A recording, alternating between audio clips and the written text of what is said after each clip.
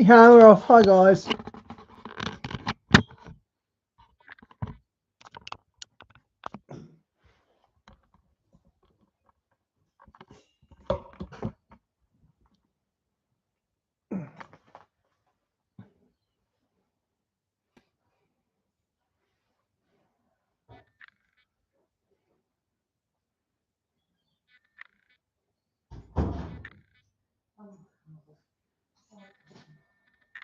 Lunchtime cravings kicking in? Relieve them with Nicorette, the #1 stop smoking brand in Australia.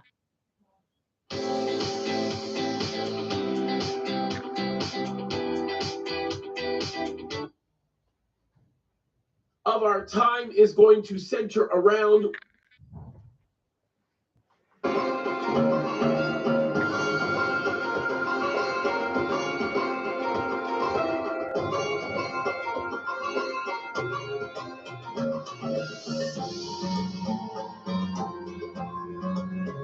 Hey, Diane. How you going, mate? Good to see you.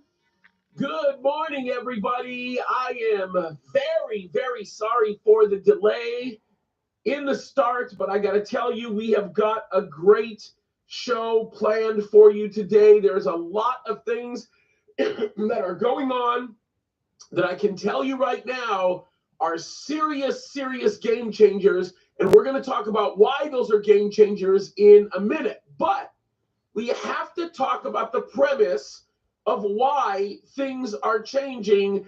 And it's a critical conversation for us to have. So hold on to the seat of your pants. This is going to be an interesting one.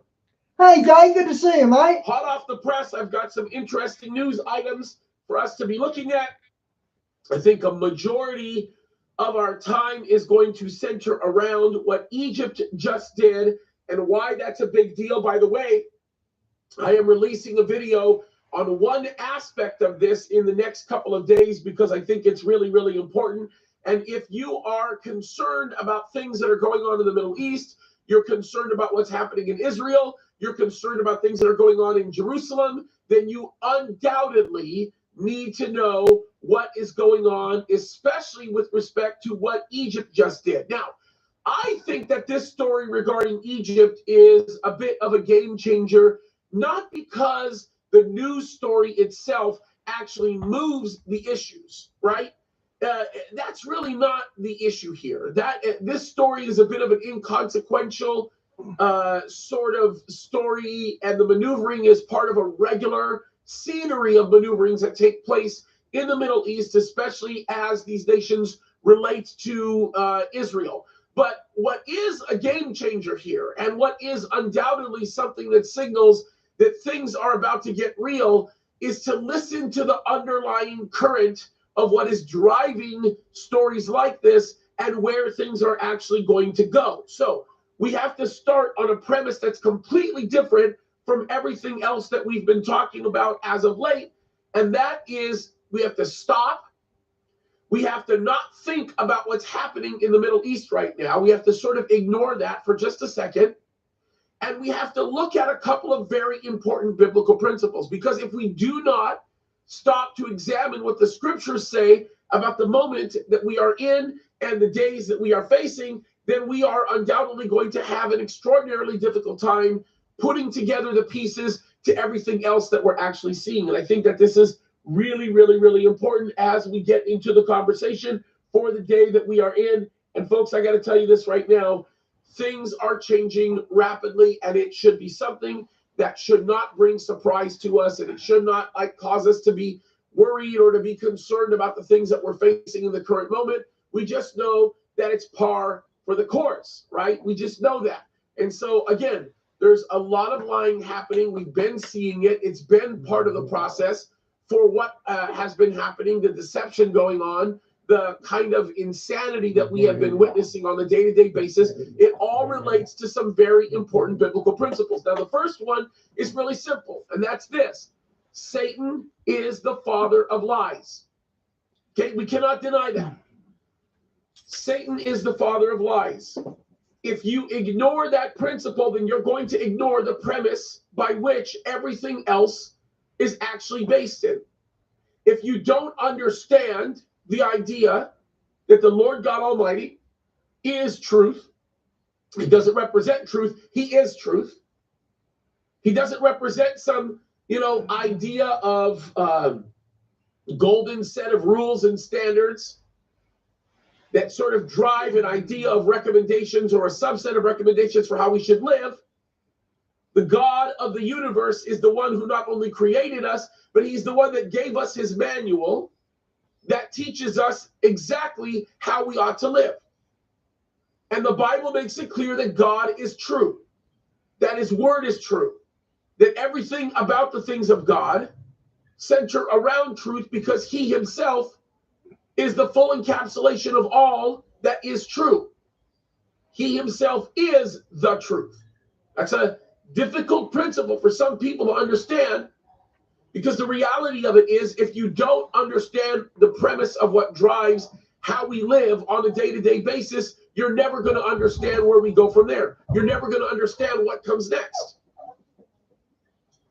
I'm going to talk about this tonight, where John, even recognizing this, tells the church at Ephesus, he says, look, beloved brethren, don't believe every spirit, but try the spirits, whether they are of God, because many false prophets are gone out into the world. There is a narrative that is being driven in the current moment that we are in that changes its ugly face on a day-to-day basis to meet whatever stringent idea or standard or thought process drives the insane derivatives that we're actually seeing in the world in which we live today, that continue to send people in the direction of darkness. We see it all the time.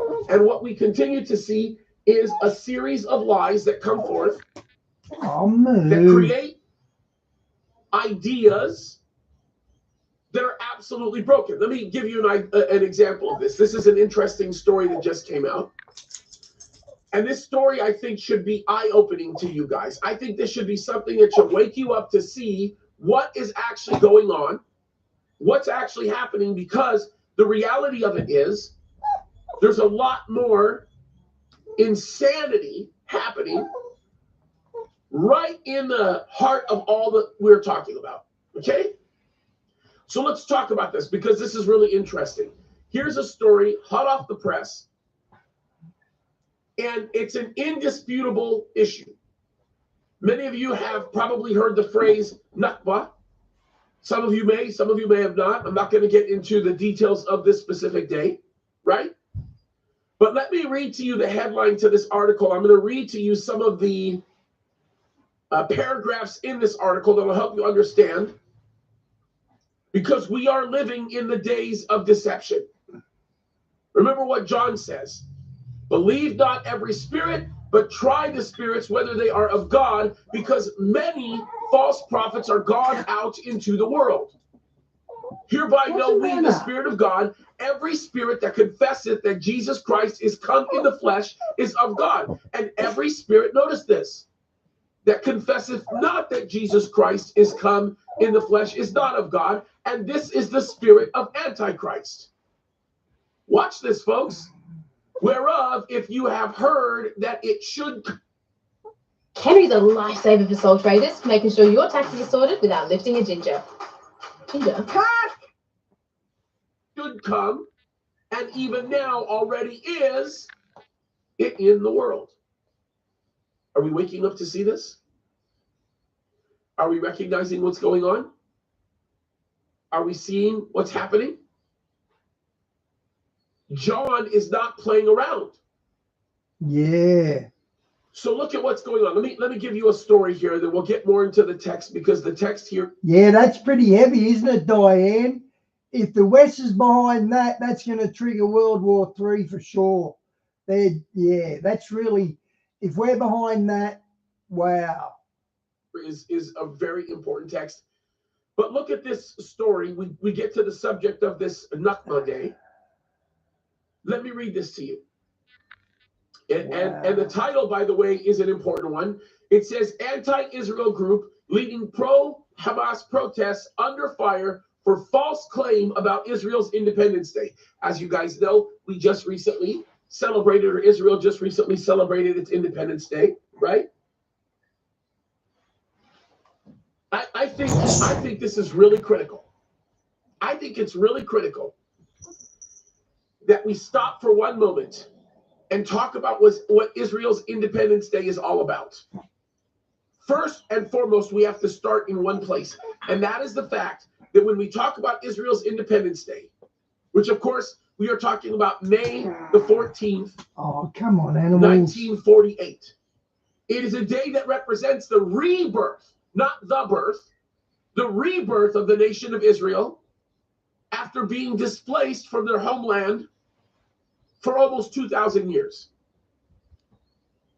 There have always been Jews in Israel since before the time of 1948, actually even since the time of Titus coming into the temple and destroying it in 70 AD. Jews have always been in the land. But the fact that Israel has actually been rebirthed as a nation in 1948 is significant. And it's significant for a lot of reasons. But let's go back for 1 second and let's look at the false claim that's being made. Let's read the story about the false claim. It says this. It says, a prominent anti-Israeli group that has helped organize widespread demonstrations against the Jewish state during the war in Gaza falsely claimed that Israel's Independence Day was intentionally placed to obscure a Palestinian Day of Remembrance, sparking outrage and criticism. By the way, I want to make myself very, very clear. Okay? That claim is patently false. Number one. Number two, I want to also everybody to understand the devil is in the business of creating counterfeits. That's what he does. He's always been good at creating counterfeits. Let's not forget that. The devil is very good at identifying what is true and then creating something that very much resembles what that truth Hey, Darren, is, good to see you, mate. but is a patent lie, and then he replaces the truth with a patent lie. He's very good at doing this, folks. This is not something that he does kind of just like a sort of a hobby that he has. Actually, yes, it He is. not only does this, he does this extraordinarily well because he's been practicing it for over 4,000 years. The Hey, Bible Shorty, tells us good to see you. that Satan doesn't just sit there and go, and make all of his crazy faces and, contort himself and so on and so forth. He, at one point, was an angel of light, and he continues to appear as such. So when we look at things that are blatantly satanic, it does not mean that those things look unattractive. It doesn't mean that these things look like something you would never want to face. As a matter of fact, they look uniquely attractive. They're designed to want to get you to be brought in. You want to believe the things that Satan puts in front of you because he's so good at lying. Perhaps one of the most significant things that I can use to demonstrate this is what happened on Mother's Day. Mother's Day, we took a half day off, and we decided, all of the staff, we all decided that we were going to take care of the mothers in our family. And so I decide that we are going to take my wife, per her request, to a place where there's all kinds of vegetation and kind of like a rose garden type place. So as we go through and we kind of, walk around and begin to experience all the just absolutely spectacular things that this place has to offer, we come across this pond. And let me just tell you, it's a swampy looking pond. It's all part of the picture of the garden that we're in, right? And what we realized very quickly in this pond is that there are these massive fish that are in the pond and these big turtles.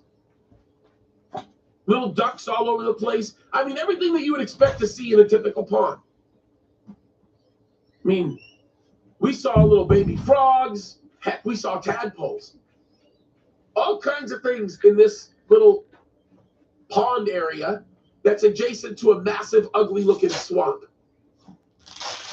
So we noticed very quickly these big fish, and then I decide, just for the heck of it, just to be funny, that I was going to take a tiny little piece of ice, like a little pellet piece of ice, and throw it in the pond to see what happens.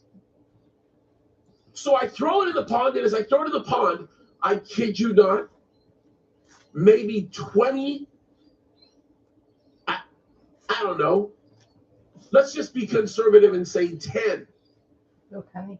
fish just come out all at the same time to grab that piece of ice. Oh, So I'm onto something.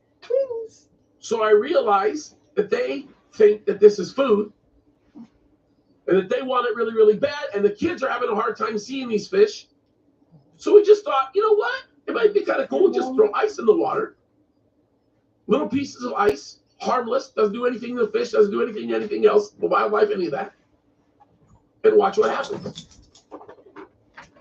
And for a half hour, we must have thrown into that pond at least 40 or 50 tiny little pieces of ice. The kids would pick up a little tiny piece, throw it in the pond, and go, Darren, I'll show you what she looks like. Moo Moo. Look. There's Molly Moo Moo. Moo Moo. Hello, Moo Moo.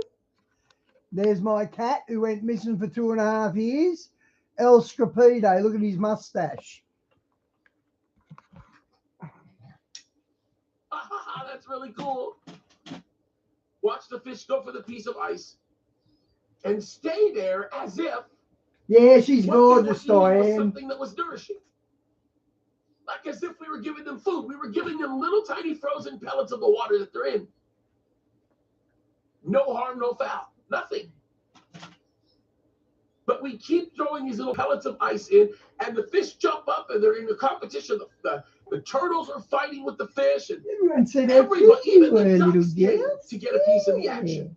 Love They you. wanted to eat the ice.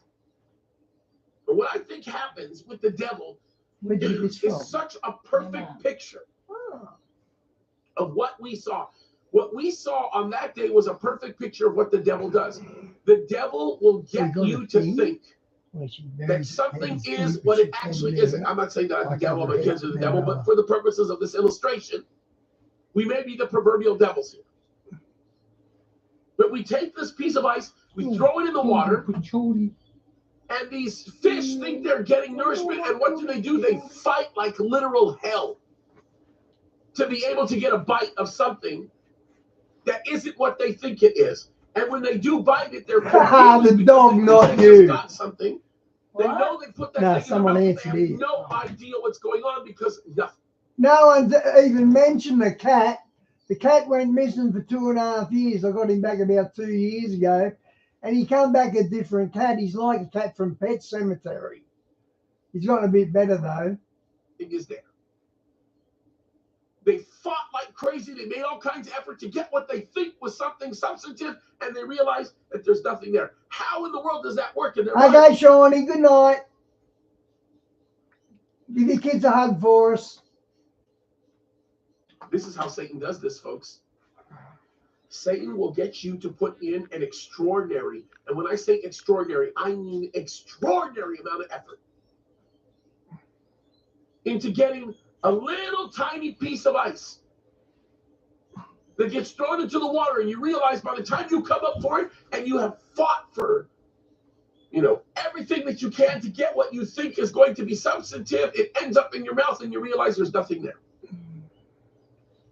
And the worst part about what Satan does is that he's so good at getting you to think that there's something there that you keep going up and you want more and you want more and you want more and you want more and you get absolutely nothing. It's kind of crazy how that works, by the way. With this little fish that was going on and this thing with these turtles and everything, I was just thinking, man, I'm having a blast with my kids and this is fun, but there is undoubtedly a really important spiritual principle that's involved here. There's a really, really significant lesson to learn, and that is the fact that Satan does the exact same thing to us.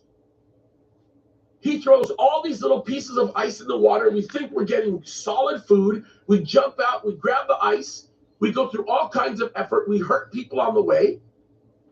We slap them left and right. We push them away. We fight like literal hell for the piece of ice that we think was the piece of food that we think we're going to get.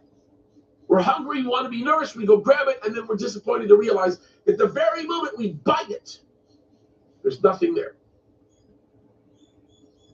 The best case scenario for us as human beings when we allow ourselves to be capitulated to the ideals, the thoughts, and the philosophies of Satan.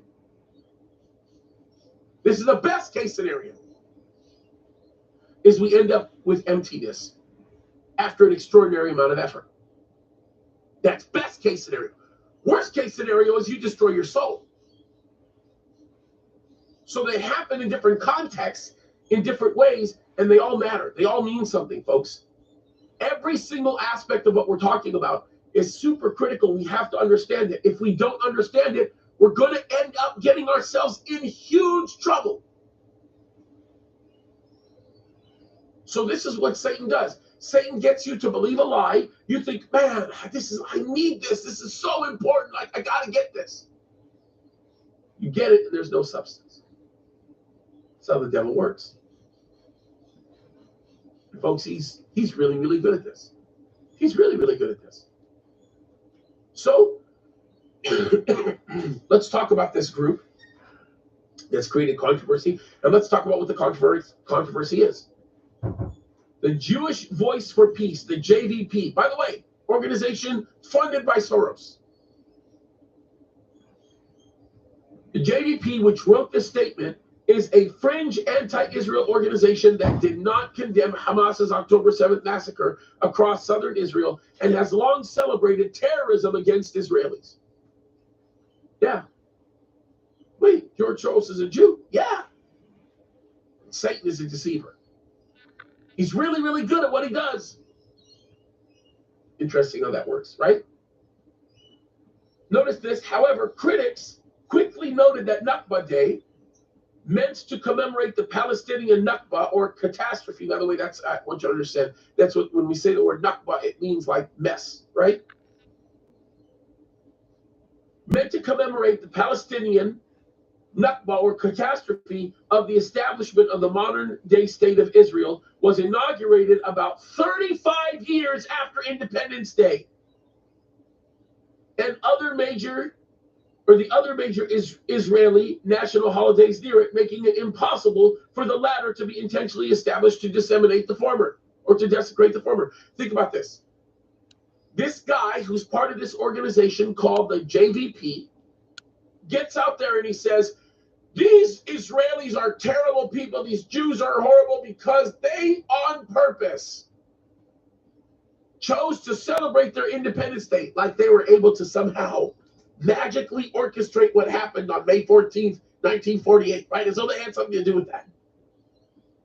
Oh, there was a magical thing that they must have done. There was a potion that they might have created to make this work out. I mean, come on, think about this, guys. What an insane, ridiculous assertion. This Nakba Day was around for so much longer, but yet the Jews now celebrate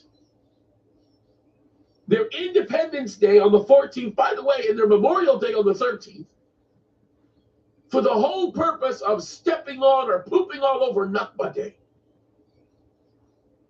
But here's a pretty simple piece of advice to anybody that would make that assertion. And that is, look at when those days were actually formulated. Everybody is stipulating to the fact that Israel's Memorial Day is the 13th of May, and Israel's Independence Day is the 14th of May, based on historical events. Keeps dropping out. Everybody that knows history and knows My tablet keeps dropping out. I've got to keep rebooting it.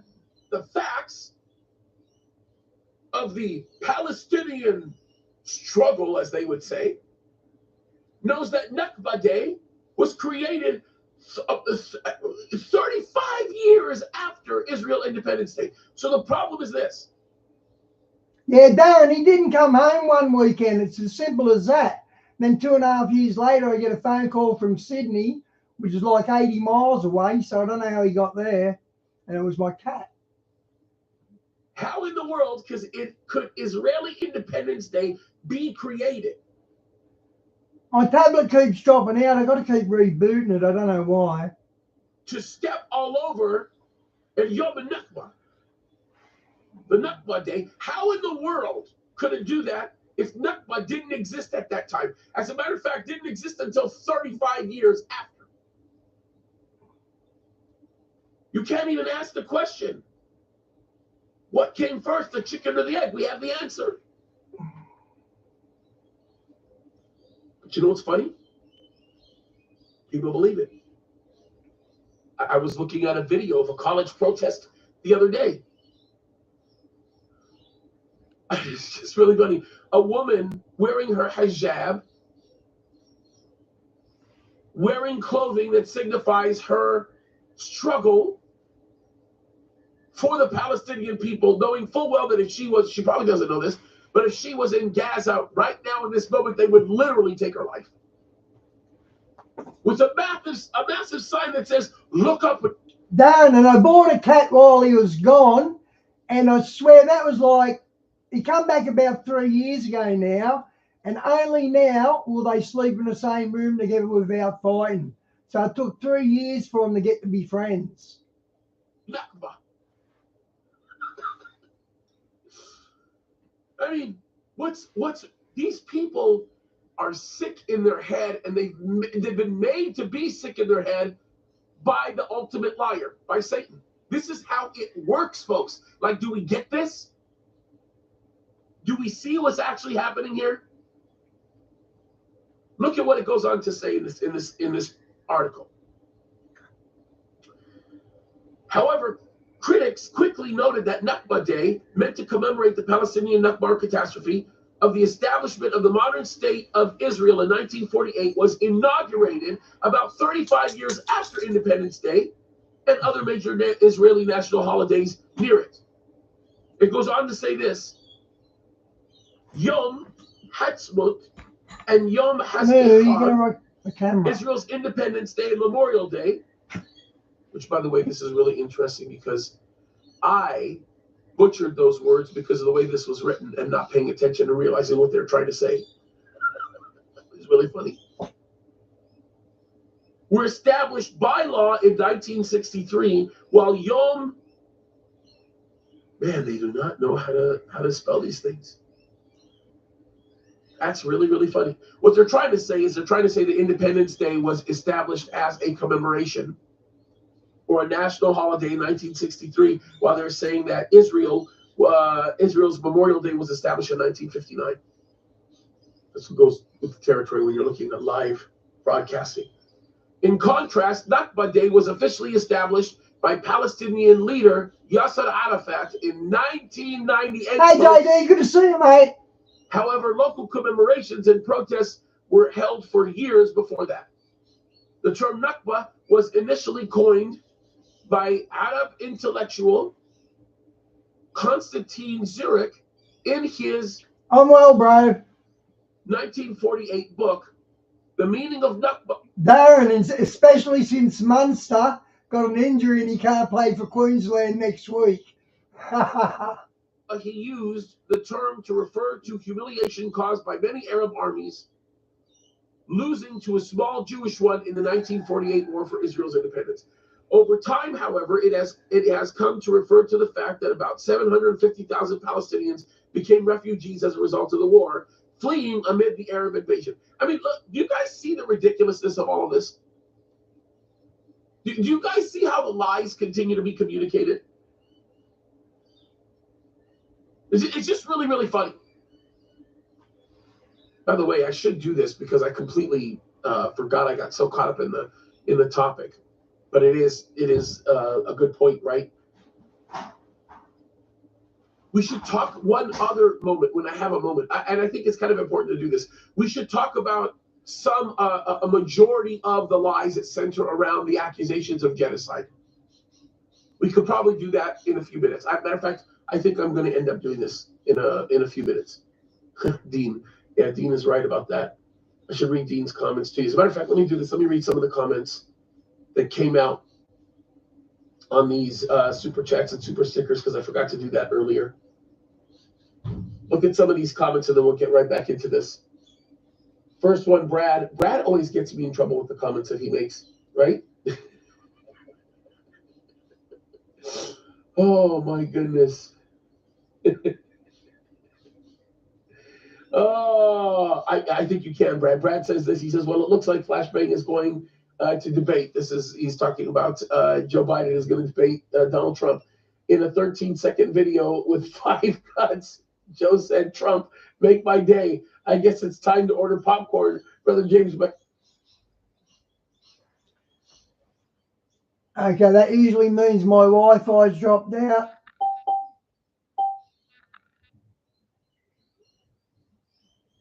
Yeah, it has.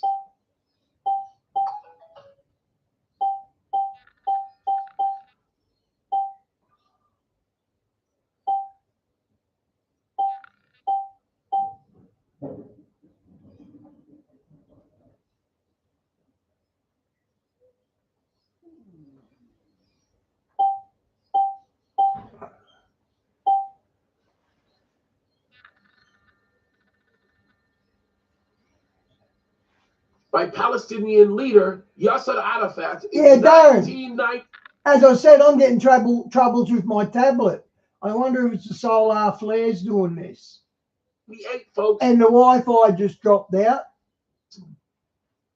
However, local commemorations and protests were held for years before that.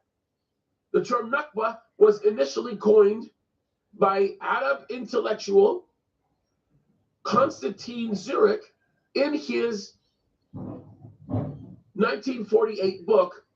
The meaning of Nakba, he used the term to refer to humiliation caused by many Arab armies losing to a small Jewish one in the 1948 war for Israel's independence. Over time, however, it has come to refer to the fact that about 750,000 Palestinians became refugees as a result of the war, fleeing amid the Arab invasion. I mean, look, do you guys see the ridiculousness of all of this? Do you guys see how the lies continue to be communicated? It's just really, really funny. By the way, I should do this because I completely forgot. I got so caught up in the topic, but it is a good point, right?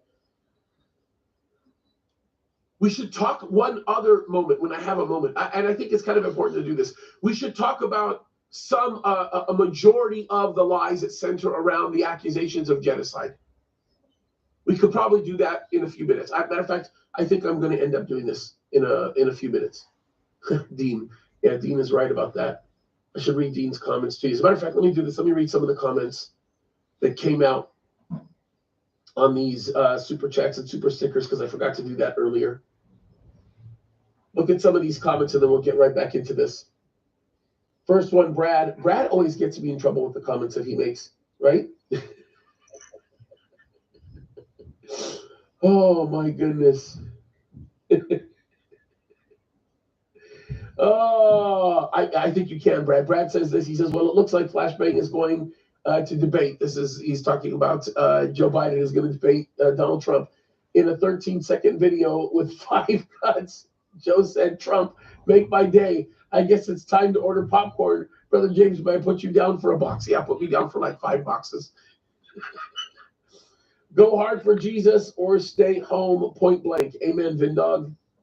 Mikey, thank you, brother. I love you, man. And Dean, you're right, bro. Dean says, James, you really need to stop making perfect sense. It totally contradicts all this Nakba heads. It's pretty funny. But do you guys see what's happening here? Like, do you guys understand what's taking place? The funny thing to me is the 750,000 Palestinians that have been displaced. Can I ask a question? Like, this is really important. Honestly, and this is, you could call it rhetorical in nature. You can actually say I'm out of line for wanting to impose it, whatever, but I'm going to go ahead and do it, right? Can anybody, and this does not go to you guys, because truthfully, I would be willing to bet you that 90% of my audience can tell me what's been happening in Sudan and South Sudan. I would bet you my bottom dollar that an overwhelming amount of my audience could tell me about Azerbaijan and what's happening with the Armenians. Okay, well, I'm in the 10% that doesn't know. But you know what? You are rare people. You are not the regular world thinker. Amen, The Darren. regular world thinker won't even be able to identify what's happening even in Syria.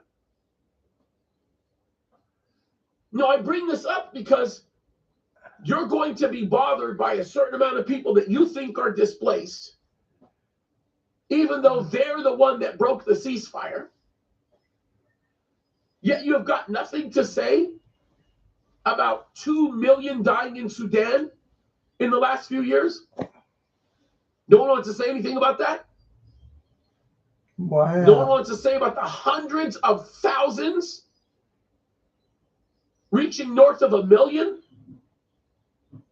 Armenians who are being murdered, displaced, put down, inhumane treatment.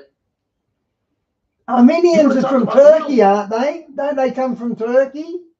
Humanitarian crisis. Why don't we stop for a minute and talk about the abortions that are taking place in this country alone? But nobody wants to stop and talk about those things because nobody wants to deal in facts. Why? Because Satan is the father of lies. Wow. So what used to be referred to as Nakba, which, by the way, Nakba, the disaster, Diane, let's pray for its success. was not the fact that the Palestinians were so oppressed. The disaster was these piddly little Jews should have never been able to defeat us mighty and great Arab countries. That's what the Nakba is. That's what the disaster is. This is ridiculous. At the same time, a similar number of Jews, this is what the article goes on to say, a similar number of Jews became refugees as they were expelled from countries in the Middle East and North Africa. By the way, if you don't think we have a... Yeah, Darren, literally, the writing's on the wall. I think it's too late as well. It's already done. We just got to play it out now. A real genocide problem? Let me tell you something. You're deceived. Because, you know, how can America recover from 9 million illegal immigrants crossing your border? No country can withstand that. Because we have a serious genocide problem. And in some cases, I don't have a problem saying that. I think the terms like genocide have been very much overused and thoroughly misunderstood. But if you want to talk about a real genocide problem, how about we just take a moment of what is and examine what's happened with the Jews? Should we do that? I have done this so many times before. I'm actually at the point now where I'm worn out from going over these numbers. What happened in Algeria? Algeria, in 1948, there were 140,000 Jews. I'm going to do this a completely different way. I'm going to go over several of these countries that I think are really, really important to go over. But the numbers that I'm going to give you in the current day are going to blow your mind. Algeria, 140,000 Jews, folks. For those of you guys that don't know anything about Algeria, just so that you understand, if you look at the north portion of the African continent and you go to the farthest, most eastern portion of the North African continent, you have Morocco. Kind of in that, northwestern portion.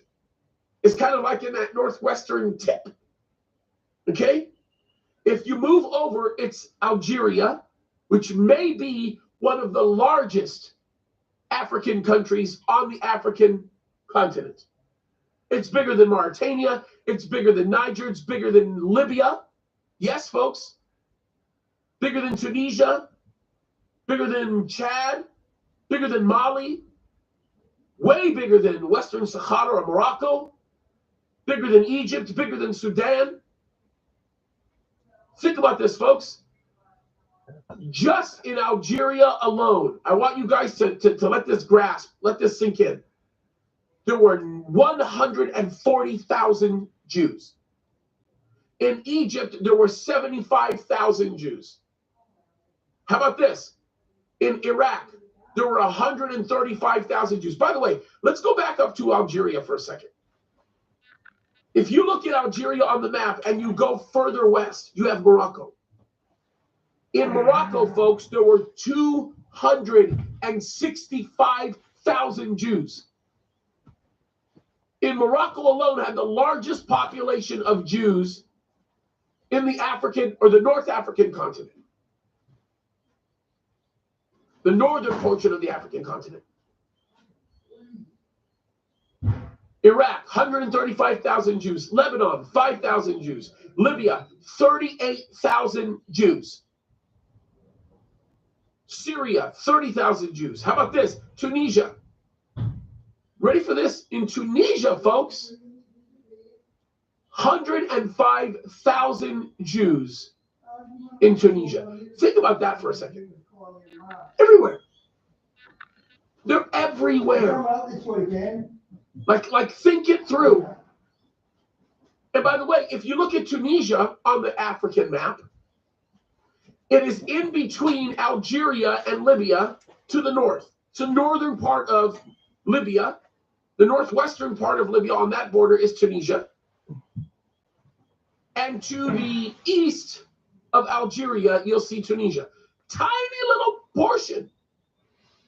Tiny. Not big at all. Matter of fact, maybe one of the smaller countries in Africa. And Tunisia had 105,000 Jews. How about the Arabian Peninsula? Let's just look at one country in the Arabian Peninsula because it has a tremendous effect. We'll look at two countries, Yemen and Aden. When you go over Yemen and Aden, this is the southern portion of the Arabian Peninsula, you had 63,000 Jews.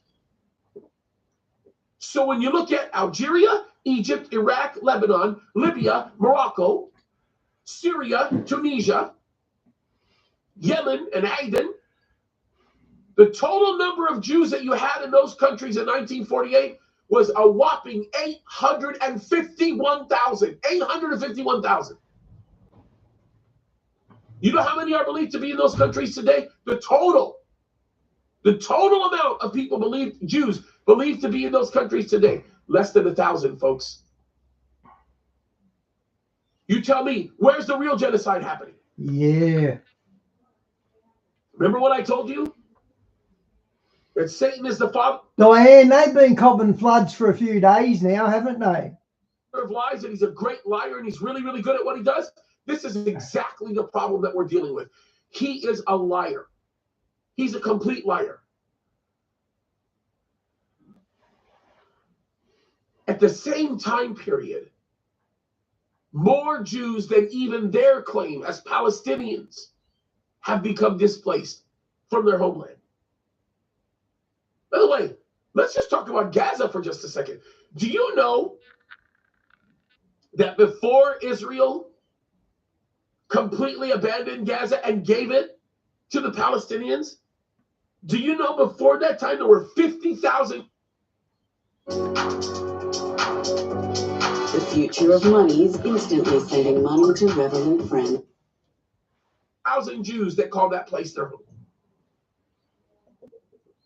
Do you know that the state of Israel took away their property, made them leave their houses in Gaza, and completely cleared Gaza of any Jew? What did they do with Gaza? They pooped all over it. So don't come and tell me that there's this genocidal problem at the hands of the Jews. Quite frankly, I think it's the Jews that can argue that genocide has been their problem, not as a person initiating the genocide, but as a person on the reciprocal end of it, on the receiving end of it. Let's get real for a second, folks. Let's talk about the real facts. It's critical that we understand this and we recognize what's actually going on, because if we don't recognize what's going on, we're going to end up in the same boat that we were before. And I'm going to show you an example of how good the devil is at lying when it comes to this. Right? A clock is right 2 times a day, and every now and again that truth comes out. Look what it goes on to say. David May, research manager at the Foundation of Defense of Democracies, rebuked JVP's tweet, arguing Nakba Day was placed there specifically as a rejection of Jewish independence in their ancestral land. Its timing marks a continued rejection of the Jewish right to independence and self-rule that the Palestinians desire for themselves. Yeah.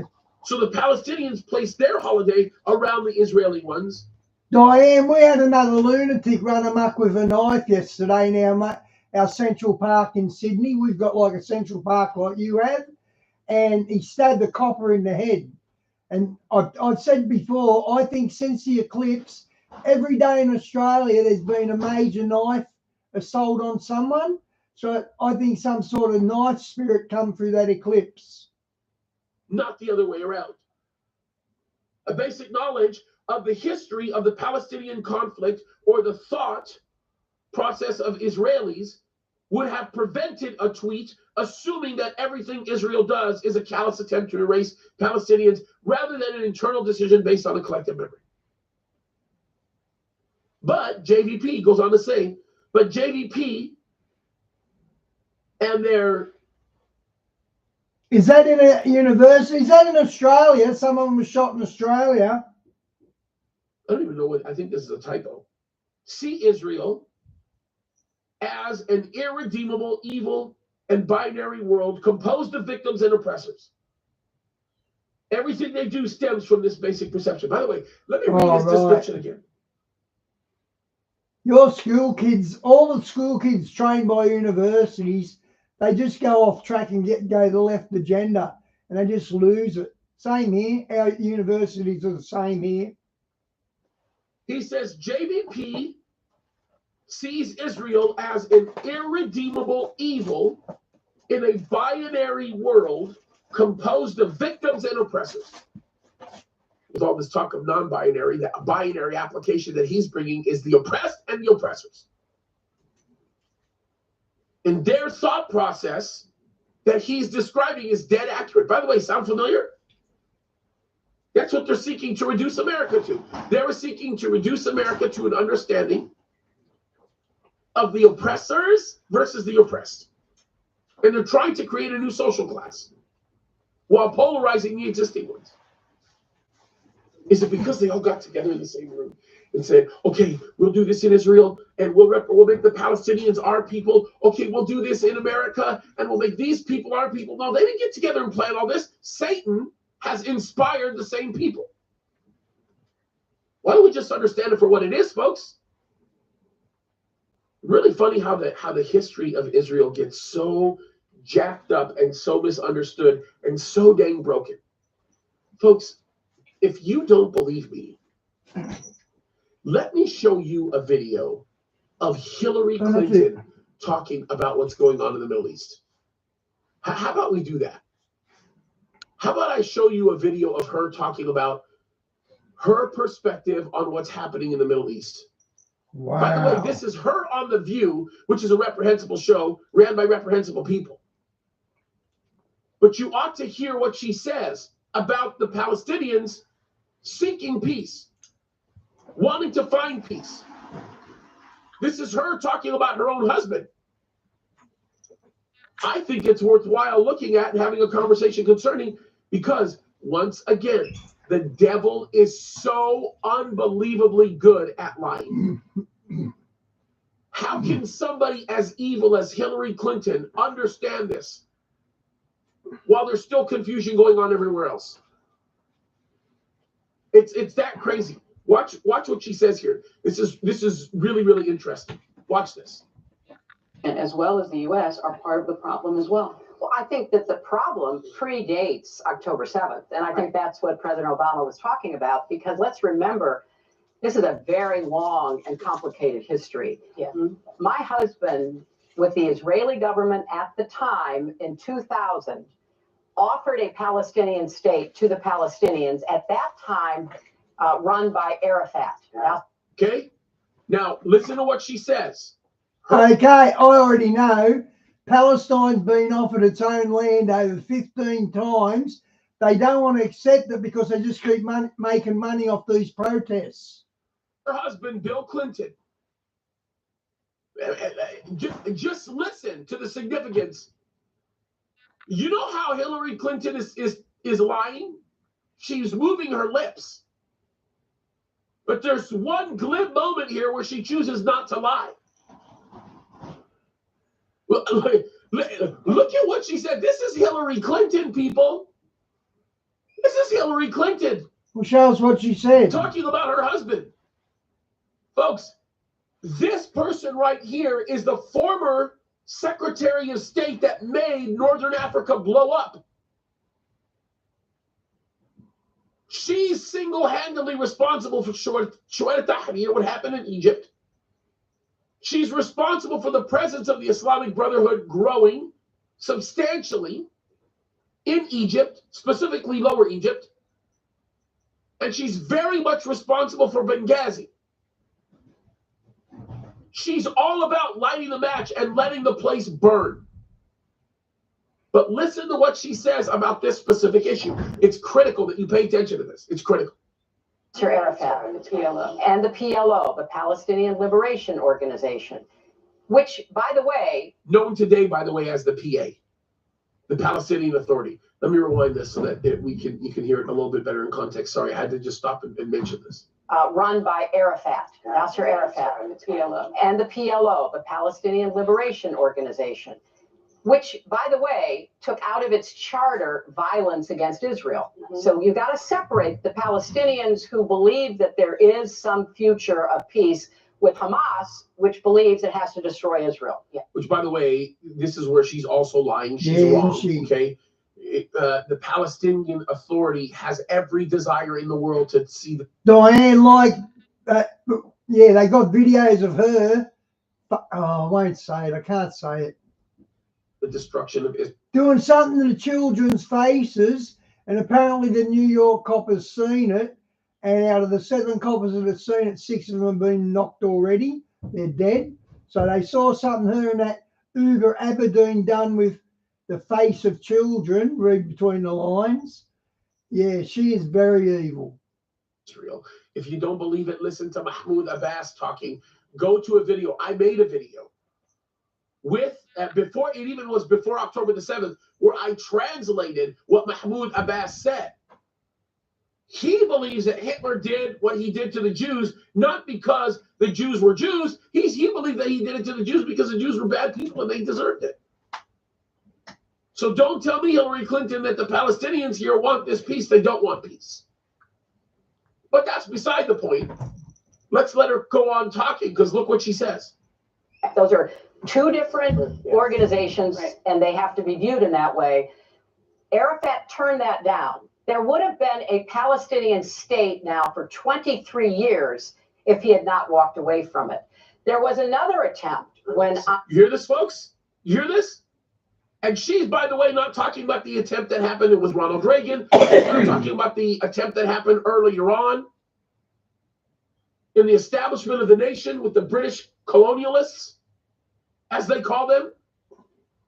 She's not talking about the multiple attempts made by people like Carter and everybody else.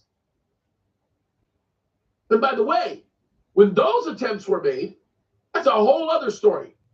Not to even be, I mean, it's amazing to see how brutally opposed they were to doing anything. And I'll show you why. I'm going to show you why they're opposed to this. You'll see in a minute, but look what she says. I was Secretary of State to try to, bring the Palestinians and the Israelis together. That didn't work out. Israel left Gaza in 2005 and forcibly ejected 50,000 Israelis who were living in Gaza. You hear that? She's not wrong. They left all of their infrastructure. They had a big infrastructure of greenhouses where they were supplying fruits, vegetables, flowers, etc. And the Palestinians deserved to have a productive, successful economy in Gaza. Hamas.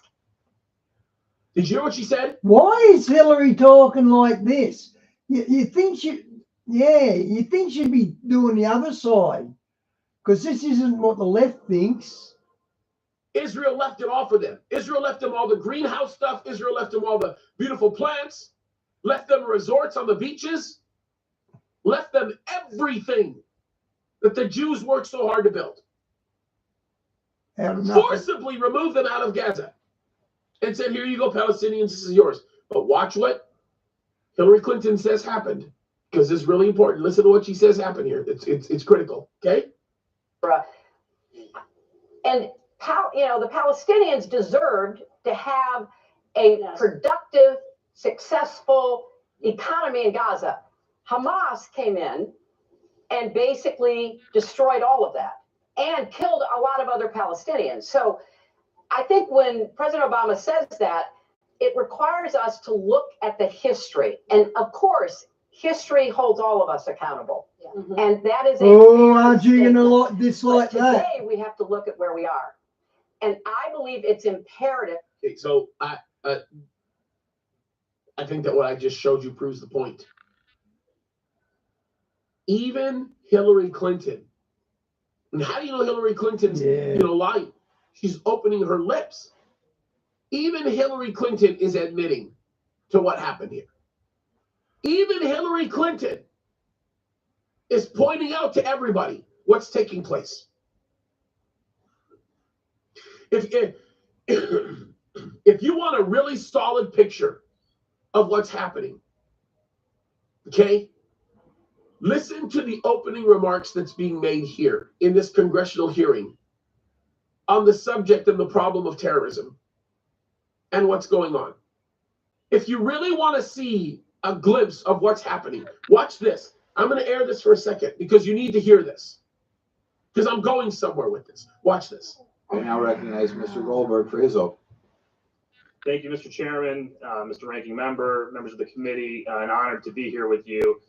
The ranking member mentioned the timing of this hearing, and I do want to mention a lot of things about timing of this hearing.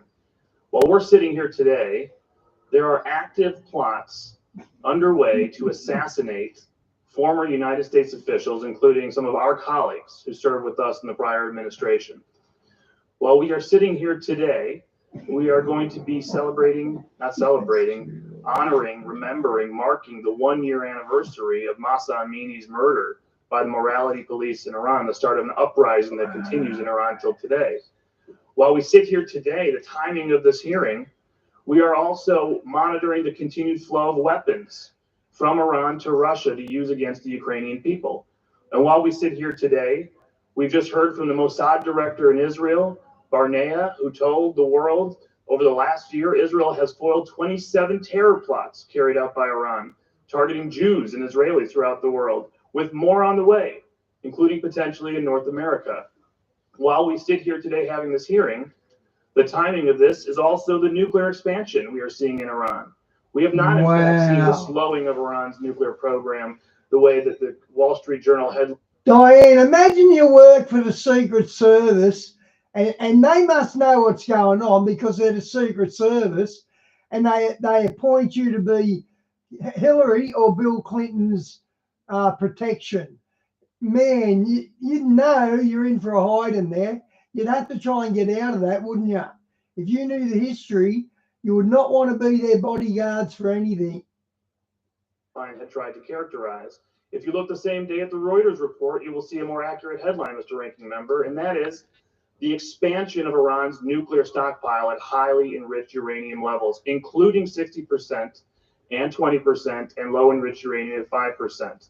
While Iran continues to build a secret new underground facility near Natanz that is supposed to be 100 meters underground and potentially impenetrable to military action.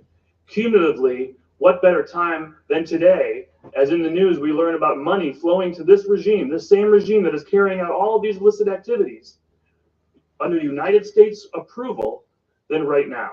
So I salute you, Mr. Chairman, for having this hearing. The history is important here. When President Biden took office, against all advice from many experts, he decided to erase maximum pressure. We haven't been having a maximum pressure for 2.5 years against Iran. We've been having maximum deference against Iran for 2.5 years, chasing after the world's leading state sponsor of terrorism, trying to get back to a nuclear deal that was already expiring and already dangerous for the United States of America. And despite Iran... Diane, if you're appointed to be their bodyguards, you'd have to refuse, wouldn't you? You'd have to refuse. You couldn't take the chance. On continuing to ratchet up its nuclear program, racing forward to the nuclear threshold, first to 20% enriched uranium in January of 2021, then to 60% enriched uranium later that year, the production of uranium metal, a key component of nuclear weapons. starting to downgrade their cooperation with the International Atomic Energy Agency. All of that happening under President Biden's maximum deference policy, not under President Trump's campaign of maximum pressure. But that's the history. Let's deal with what's happening in front of us today. There's headlines right now. We're calling this because we believe we have a $6 billion hostage ransom payment on our hands. $6 billion being released for Iran to access coming out of South Korea in exchange for 5 Americans who have been wrongfully, unlawfully detained in Iran. There's also 5 Iranians that we're releasing as part of this deal. It defies logic to believe that the United States is paying $6 billion for 5 people. You hear this? It would be a historic hostage ransom payment. It would mark a huge cost for all Americans who travel and live abroad. And you think you have problems in Iran coming forward after this payment? If you're Evan Gershkovich sitting in a Russian prison today, the price on your head just went way up. If you're traveling to China or living in China with an espionage act that says that the Chinese can pick up an American now and accuse them of espionage, there's a price on your head too. No, Mr. Chairman, let me tell you what's happening. If you go through the record starting in May of this year, when a senior NSC official, Brett McGurk, traveled to Oman secretly without disclosing to the public and passed messages through the Sultan of Oman, who then carried them on a trip to Tehran and said to the supreme leader in Tehran, the Americans want a deal. They are willing to pay a lot of money, release all your money from various accounts around the world, let your oil flow to historic record highs to China. And for all of that, they just ask you not to cross that weapons-grade uranium threshold. You can keep going forward with all other parts of your program towards the nuclear threshold, just don't produce 90%. This is not a $6 billion deal. Stop with the headlines on $6 billion. This could be at least a $50 billion deal or more. We've already seen a waiver come up to Congress for $10 billion to move from Iraq to Oman. $6 billion now for South Korea. $7 billion that supposedly is going to get swapped for Iranian special drawing rights of the IMF for fiat currency. And $25 billion or more for oil profits now going to China, not enforced. All in violation of the NARA, all in defiance of transparency to the American people. I hope to answer all your questions here. Thank you for having us, Mr. Chairman. Thank you much. You hear that, folks? So the point that I'm driving home here is that the narrative that you're being told publicly by a world that continues to accept the lies that are being communicated is not true. The narrative continues to carry levels of deception that are on par with the modus operandi of Satan. I cannot emphasize this enough, ladies and gentlemen. I just realized, thanks to you, Jay, I just realized why the Germans were wiping out the Jews, why Satan was wiping out the Jews. It was because he knew they were going to get their homeland back, and he wanted to make sure there was no Jews to get the homeland back. I bet that's why, because he already knows about Jesus. That horse is already bolted. But the next thing he can do is stop the state of Israel being created, and that's what he's probably done his best to do. Continue to, on a regular basis, guys, good to see you, bro. How real this very issue is. I want people to understand that beyond the shadow of a doubt, so much of what you hear on a day-to-day basis is completely and patently false. Because Satan is the father of lies. If you figure out the real story, then you're better able to determine and understand what's going on, because the picture being drawn for you is completely different. But the real story here is something completely outside of what the existing narrative is. We're going to talk about this in a second. We're going to have a conversation about this thing that's going on in Egypt. I'm actually making a whole video that I'm dedicating to it. But I want you guys to see this, because this is really, really important. What the news is telling you is very different from what's really happening. And this is the reason why things are about to get very, very real here. Because when you look at this, it means something completely different. Completely. Look at this. I want to show this because this is like a very, very powerful picture. Musab Hassan Yusuf, right after October the 7th, he's on with Piers Morgan. And listen to what he actually says here when he starts communicating something regarding the issue of October 7th. This again, same issue, same real deal. Watch what happens.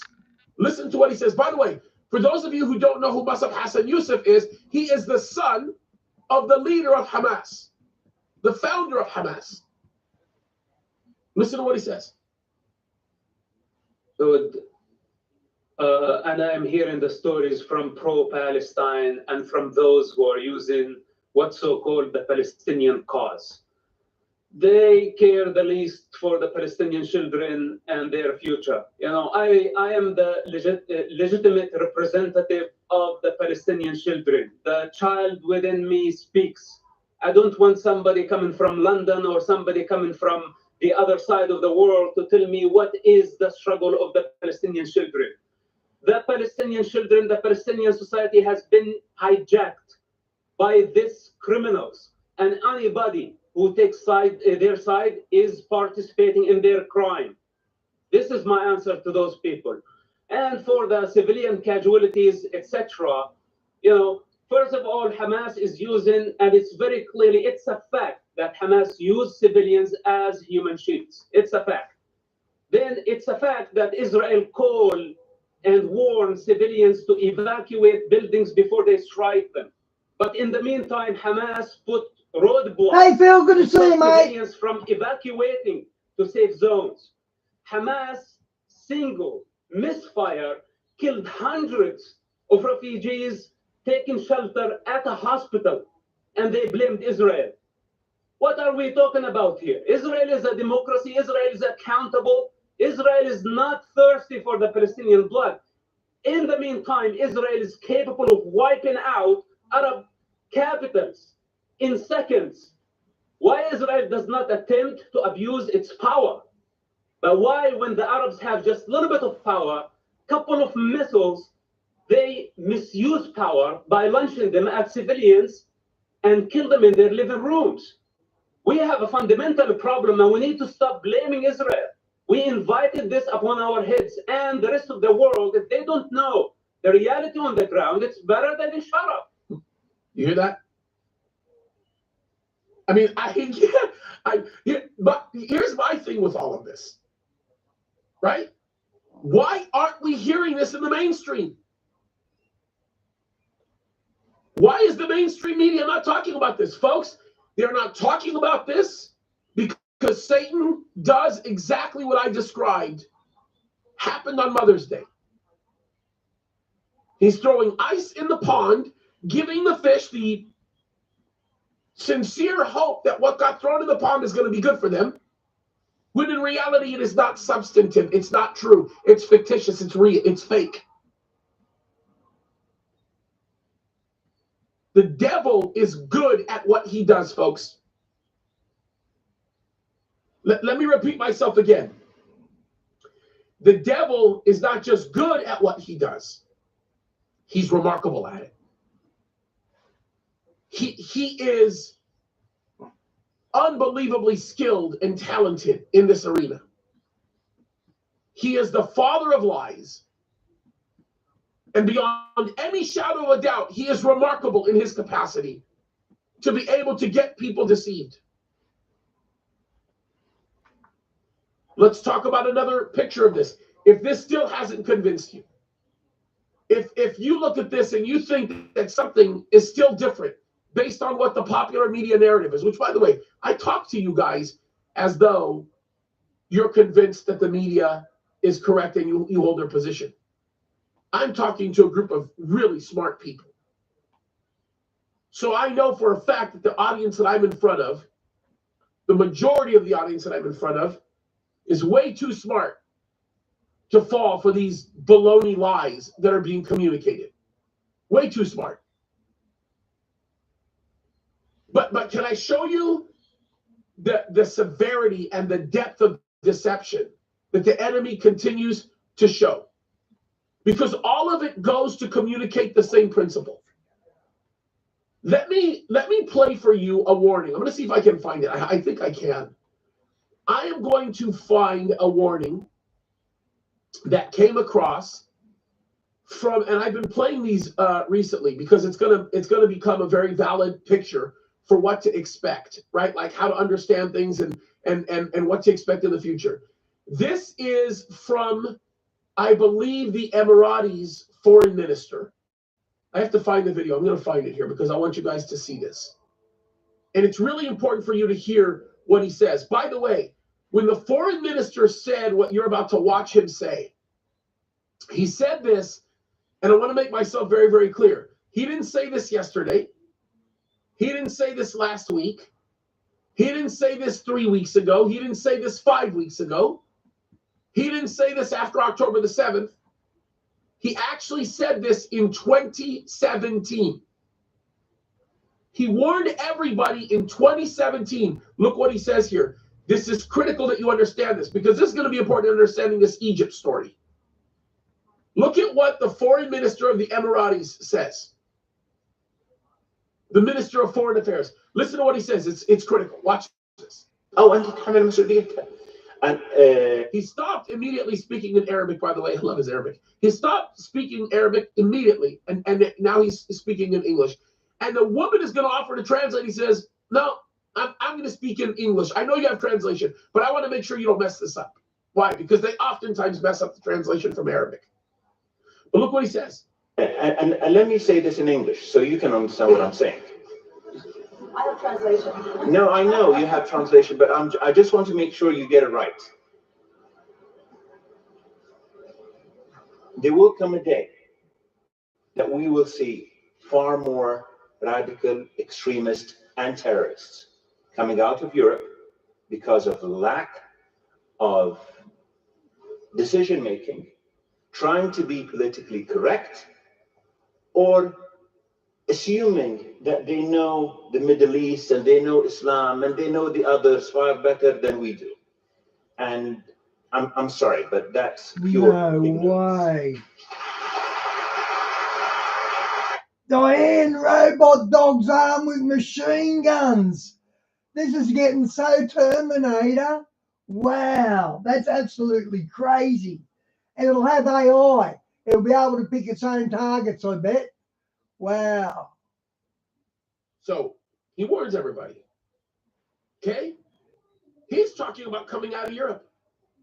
Let's not even address the issues that we're seeing all over the rest of the world. Let's just talk about Europe. Because if we have a conversation about Europe alone, let me show you a picture of how prophetic what this man is saying actually is. I'm going to bring up another video. And when you see what is being communicated in this video, you might think, wow, this has to be fringe. There's no way that this can be a mainstream thought in Europe. It's just impossible. This can't be the case, right? You understand, folks, that in Great Britain alone, there are over, last I heard, 50 Sharia law courts. Some people might think, no way. Watch this. Remember what the foreign minister of the Emiratis said. Watch this interview. Watch this. And how's the campaign to move Britain over to Sharia law coming along? Well, this is in the hands of God. We do our best to propagate Islam. Well, of course it is. I think many people will see that democracy and freedom is no good for. Okay, Darren, prayers it doesn't drop out on you, but if it does, good night, bro. We'll know why. The British, no good for Afghanistan, and in fact, we need an alternative. Unlike man-made law, the Sharia is not something which gives you a right today to take it away tomorrow. It's good in all times and places. Okay, notice that. Democracy is no good for Great Britain, but Sharia law will be perfect for Great Britain. It was created by Allah. He says God. What he means to say is Allah. It was created by Allah. Allah is the chief of deceivers, by the way, for those of you that don't know. And if you think that the assertion that I'm making about Allah being the chief of deceivers is something that I'm saying just for a fact. He's the self-confessed great deceiver. And I put that to the Muslims on the debates I get into. And I say he's a great deceiver. Who is he deceiving? It's not we Christians because we don't believe in him. It's not the Hindus. It's only you Muslims. You believe in him. So you're the one that's being deceived. They don't like that because it's common sense. Let me read one passage from the Quran to you. Let me just do it really quickly. وَمَكَرُوا وَمَكَرَ اللَّهُ وَاللَّهُ خَيْرَ الْمَكَرِينَ. What that says is that Allah is the chief of deceivers. Allah is the chief of deceivers. So if Allah is the chief of deceivers, imagine if Allah is the one governing the Sharia court, Sharia law. How's that working out for you, everybody? I can promise you it's not working out well. Listen to what he goes on to say.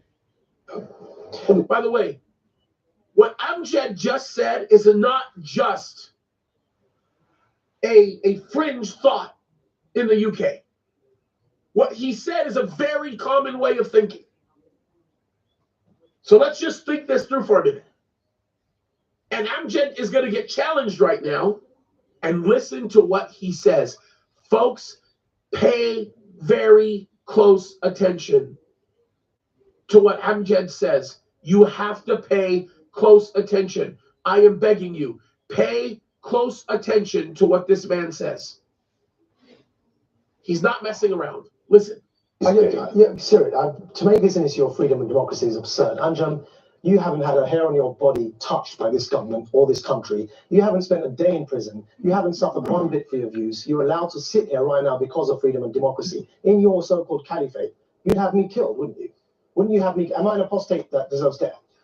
Under your caliphate, he would be executable, would he? He would be judged by an Islamic judge. And after that, wow. So he's acknowledging it.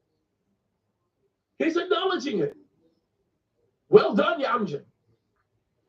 Well done. You've accurately represented Islam. I'm telling you guys. That's why when we talk about this whole Palestinian thing, and the overwhelming majority of people will live a perfect life if given the opportunity. No, they won't. No, they won't. They will not, because they do not think like we do. Yep. And I wish I could get people to see that. I wish I could get people to see the fact that they have no idea, no clue what they're talking about. These people don't know what they're representing. If they, folks, listen to me. If they knew what they were representing, they would not represent such things. But because they're so deceived and their minds are so given to the lies, they buy it. They believe it. By the way, this is happening on every level, folks. You understand that this is happening everywhere?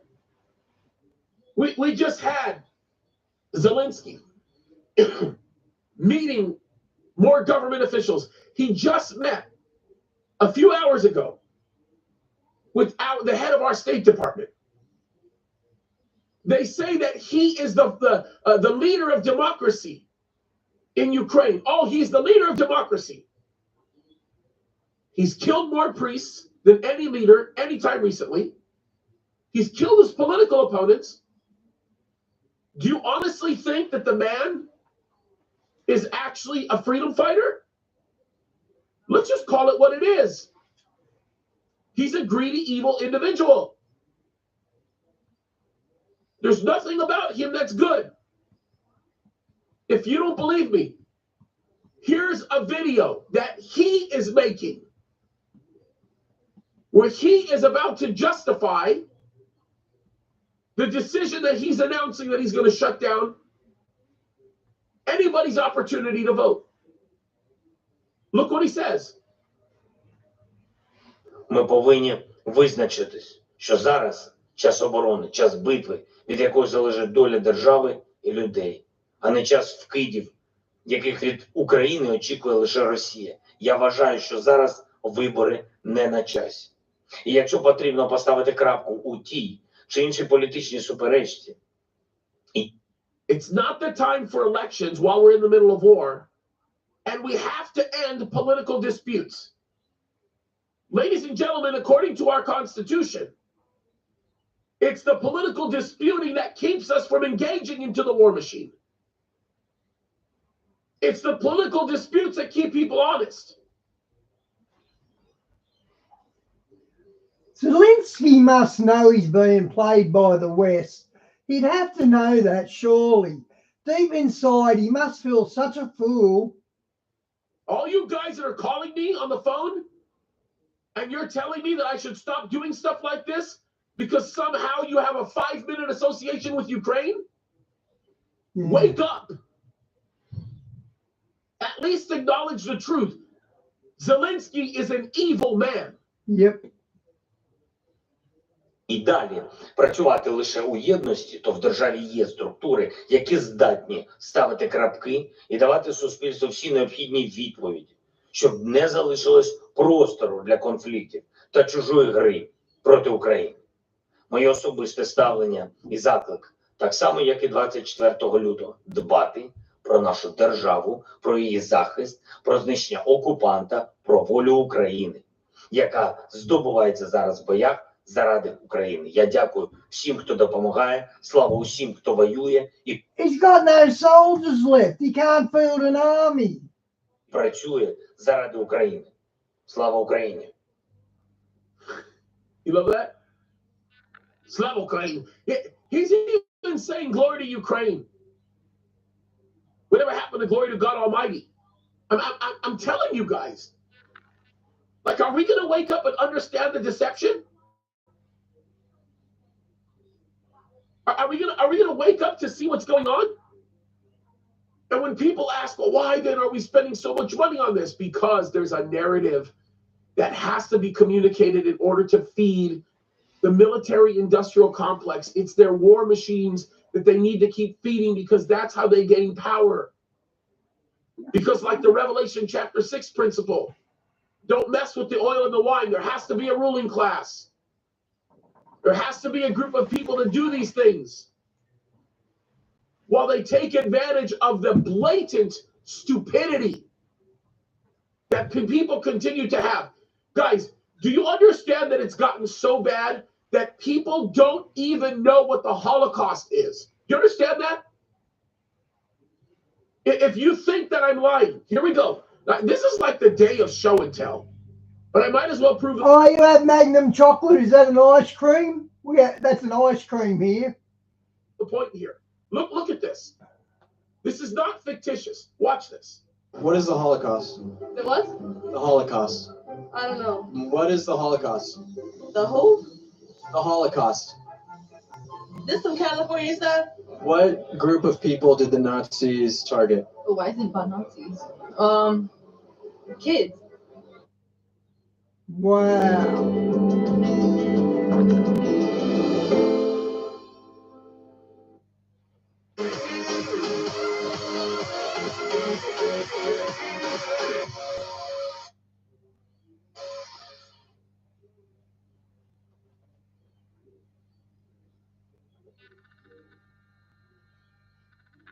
Yeah. You wonder why history is repeating itself right now, folks? History is repeating itself because the devil has become so good at rewriting history that actual history has been erased to the point where people don't even understand the basic principles. Am I kidding? Is there any joke here? Do you guys understand with the discussion of wanting to do the Palestinian state?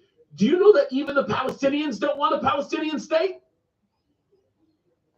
Well, let me back up. They want a Palestinian state, but they want a single state. They have no interest in the Jews being alive. right?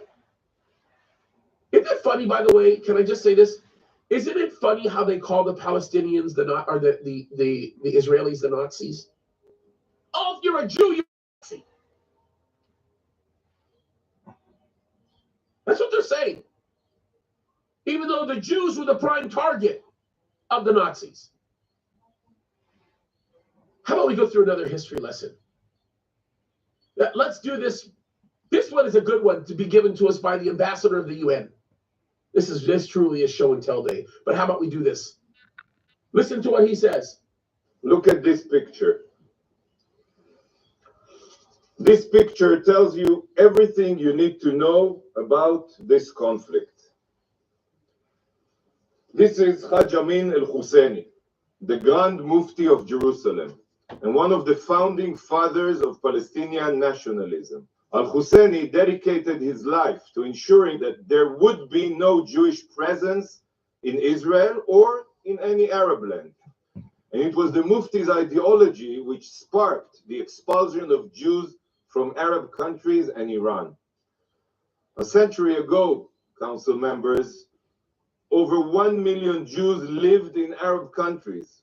1 million Jews. Yet today, there are only a couple thousands. Where did all the Jews disappear to?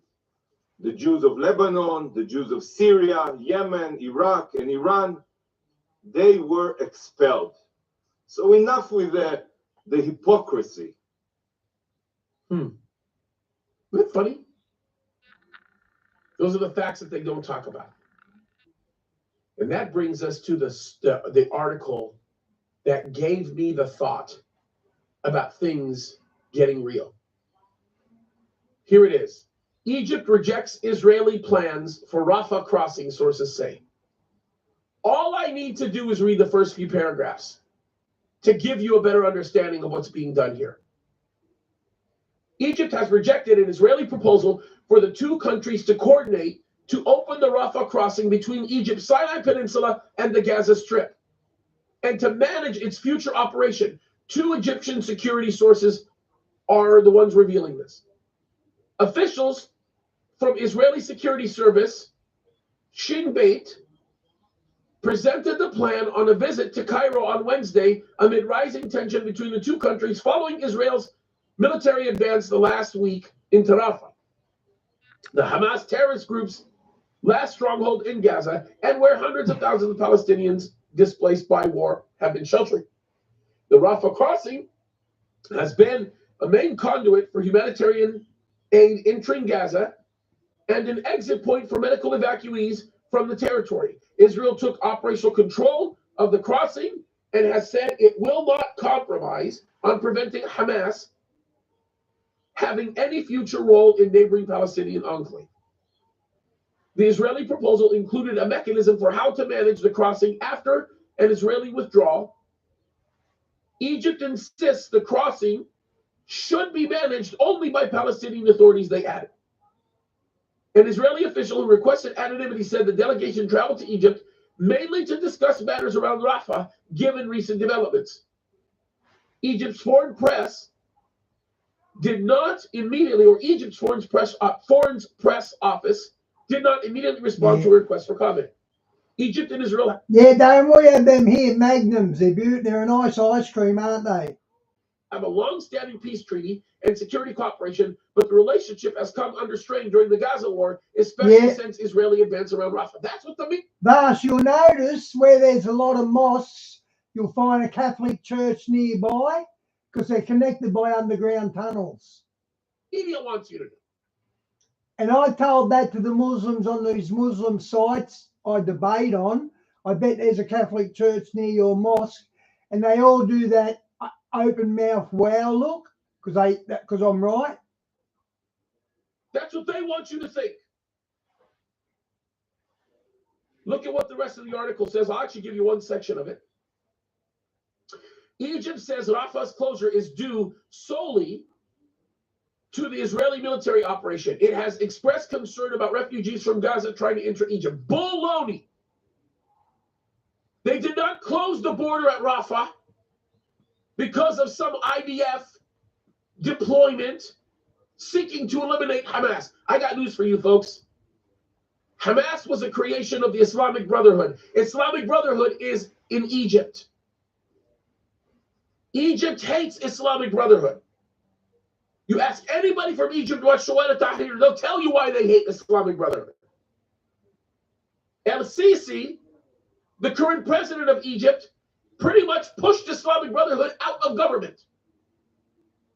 The reason why they don't want Gaza to have an open corridor into Egypt is because they don't want Palestinians there. And the reason why they don't want Palestinians there is they know that if Palestinians are allowed in the country, they're going to have problems. You're not going to go home. Not only problems in Rafah on the Egyptian side, but problems in the Sinai. Problems in Kahara, in Cairo. Problems all over upper and lower Egypt. That's why they don't want people from Palestine there. Palestinians, sorry, that's what I meant to say. Palestinians. That's why. That's the real reason.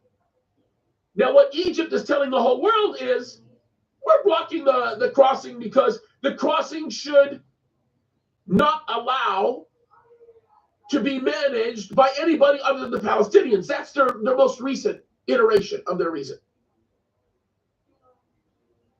The original reason that they gave to everybody, and I want everybody to pay attention to this, is because if you allow this to continue on, then the Palestinians won't have the land that they had because we'll be allowing them to go into another land. And if they come into Egypt, then that means they've given up Palestine. Egypt knows that's a load of garbage, like anybody who's an astute student of history. Everybody knows those things, folks.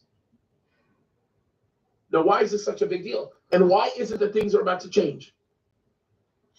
You mark my words. Listen to me good. Egypt's going to change there too. And they are going to continue to support Israeli operations in making sure that Islamic Brotherhood doesn't prevail by allowing Hamas to come in from the north. Israel is going to be the beneficiary of normalization that has already taken place between them and Saudi Arabia, because Egypt will function as a new land bridge corridor that will bring them more money than even the operation of the Suez Canal. I promise you when I say this, Al-Sisi is not going to throw that away. Why am I calling this a game changer? Why am I saying it's about to get real? Because, folks, I'm telling you this right now, I have not seen deception like this in ever. The campaigns are increasing. Why? Because I can tell you this right now, I really believe this. I believe we are looking at a condition where Christ could come at any moment. We are seeing it again and again and again and again. Okay, we know he's wrong there. Ladies and gentlemen, and I'm telling you this right now because it's so absolutely critical that you wake up. The two witnesses haven't even showed up, so how are we going to get raptured? Absolutely critical that we all wake up, that we understand things for what they are, because what we're seeing here is serious. This is so unbelievable. This is so unbelievable. I want everybody to recognize and understand how real all of these things are. The devil is getting better and better and better and better and better and better and better at deception. He's always been good at it, but in these last days, folks, he's using newer tools, newer opportunities to completely rape you, rob from you, steal from you, destroy you. We need to destroy your children. Here's the rule. If you want to be able to stay where your head needs to stay in understanding the facts and knowing what's going on, you know what you need to do? You need to know the Bible. You need to study the truth. It's that simple. Okay, guys, this one's over. I was going to do this one next. I like things on CERN. Welcome, everybody, to the Christian Marauder. I have a very special guest today, Josh Peck with us, all the way from Oklahoma in his new job at Prophecy Watchers. So welcome, Josh. How are you doing today?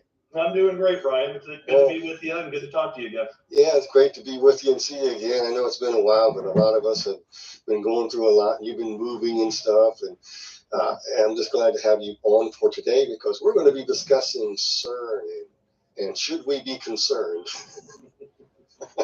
Should we be concerned about CERN, Josh? And that's where we're going to go today, folks. And I'll just open up the topic. What is CERN for people who don't really know what CERN is? Sure. CERN is the governing body. Basically, it's a group of people that decide what to do with the machine that's called the LHC, the Large Hadron Collider, which is basically just a very large particle collider, the biggest in the world. And what they're trying, on the surface, what they're trying to do is they're trying to understand the building blocks of the universe, how the universe was created, what it's made of, that kind of stuff. That's just on the surface, though. Underneath, there are some potentially concerning things. I say potentially because there's a lot of things that are said online that just really aren't true. So there are definitely some dark imagery, some weird things going on. Like they have the Shiva statue that most people probably are aware of out in front of their building, and Shiva in Indian epics is like the creator and destroyer of the universe. So it's an odd statue to have out there. There was also a parody of a ritualistic sacrificial murder, basically a few years ago. I don't believe that was an actual murder, but it was a parody. I believe it was an actual murder. We saw that. And in magic circles, they'll say that a parody can be just as strong as the real thing, depending what you're trying to do with it. So that was strange. And the thing is, no names got released. No one knows who did it. No one got fired for it. And so, to me, it's like if I was running a government agency or if I was running a company or something, and some of my employees did something like that, and it went online and gave the Tower of Babel, Darren. CERN's the Tower of Babel. my company a bad name. I mean, I would be firing people. Yeah, I would too. So for some reason, no one got in trouble for that, and we still don't really know what that was all about. So every once in a while, stuff like that will come up, but the experiment itself, the actual particle collisions themselves, those are they technically are the same things that are happening in our atmosphere every single day. We have cosmic rays that come into our atmosphere, and particle collisions like that happen all the time. So the problem isn't necessarily with the particle collision itself. It's why are they doing it, for what reason? And they've been saying for years, and they have not made a secret out of this, that one of their main goals is they want to use the LHC to discover and map out and like probe extra dimensions, to see if extra dimensions exist, and then to map them out and even potentially communicate with whatever might be living there in these extra dimensions. Which, and when, as a Christian, when we think about that, it's like, I write about this a lot in my books, Quantum Creation and Cherubim Chariots, which is, if people want to pick those up, they can get it at prophecywatchers.com. That's the best place to get it. But in there, I lay out, I think, a pretty strong case that what we think of as extra dimensions is probably the spirit world, heaven, hell, whatever else God created that's outside of our 3 dimensions of space and 1 of time. So that being the case, if their goal is to communicate with these entities, well, that's essentially just, I mean, that's like witchcraft. That's trying to communicate with spirits that aren't God. They're not friendly to God, because if they were, they wouldn't be answering back. Like a good angel isn't gonna say, "Oh yeah, let me pick up the phone and talk to you." God might send an angel to talk to somebody, but if somebody's trying to essentially pray to these things, nothing good is going to be able to be answering. I mean, it Didn't turn out good the first time, and I don't think the second attempt's going to turn out any better. It's essentially like it's like a giant technological Ouija board if they're using it for. Okay, I think we saw this one the other day because it had the echo in it.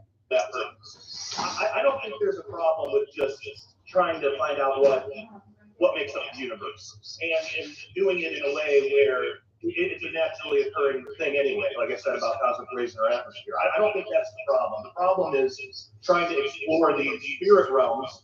And their science director at the time, Sergio Bertolucci, we have I had a quote that he was talking about how they might want to communicate with something from these extra dimensions, and he said that what might come through are unknown unknowns. Oh, man. Really weird, ominous language used there, but it's like he's expecting to get some kind of response, and he doesn't have any framework of what that would be, but they still want to go ahead with it anyway.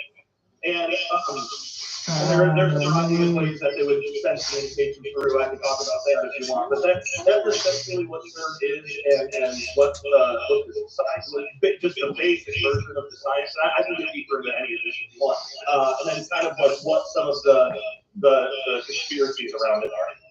Okay, but I find it kind of interesting, what CERN's doing. I know for a fact that the vast majority of scientists there are there for, they don't know anything. I mean, they're just doing their experiments, but there seems to be a cadre up top.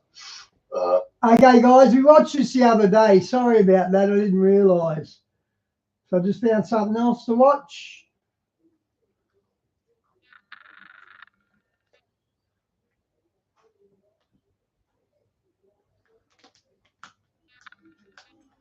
Bill, always a pleasure to be with you guys. And we want to say hello to everybody out there. Hey, by the way, guys, if you want to become a producer of this show, go to patreon.com/Doug and you can give, well, anything you want. It really does make a huge difference. So thank you to our patrons. And I want to remind you, I just started a new channel. It's called Graceful Roar. I just put up the Nimrod video, and we have another one coming out shortly. All right, so we're going to be putting some inspirational kind of things to make you feel better during the day in God's Word. And then also, we're going to be doing these biblical documentaries.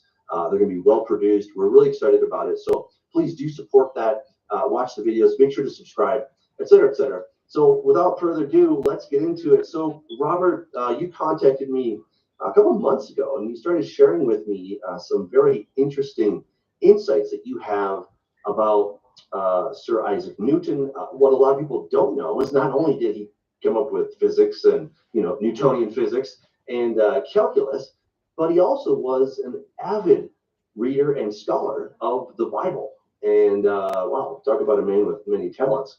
And so you've studied a lot of his writings with regards to the Bible. So I'm really excited to hear what you have to share with us. So kind of just go ahead and tell us where you're from, and then what you've learned about Sir Isaac Newton and the return of Christ, and of course the Book of Daniel.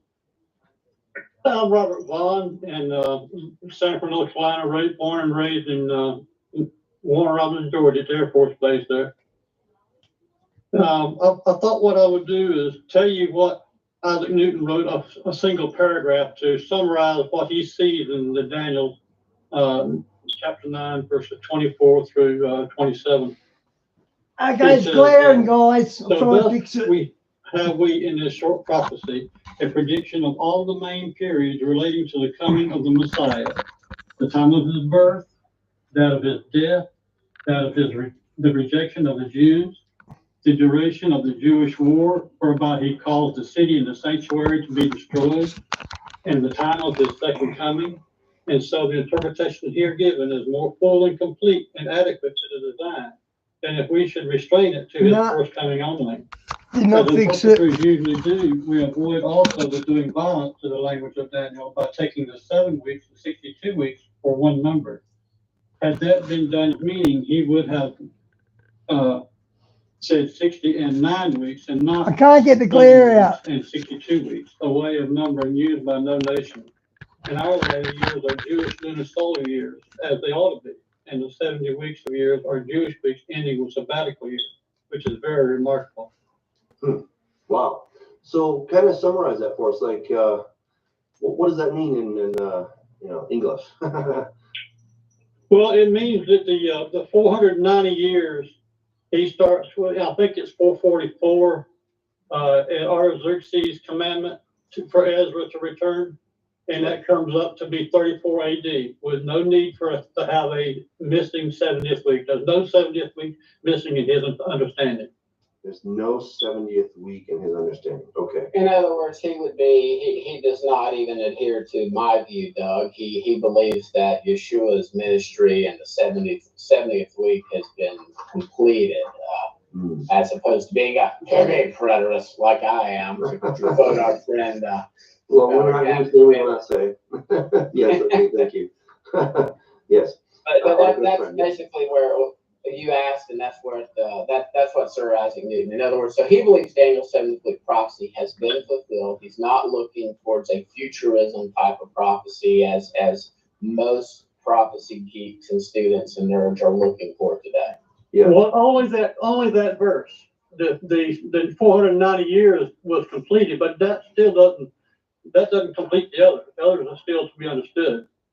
Okay. In other words, the verse now where you have the going forth of the commandment to restore and build Jerusalem until Messiah the Prince is separate in his understanding from the next two part, which is the 62 weeks.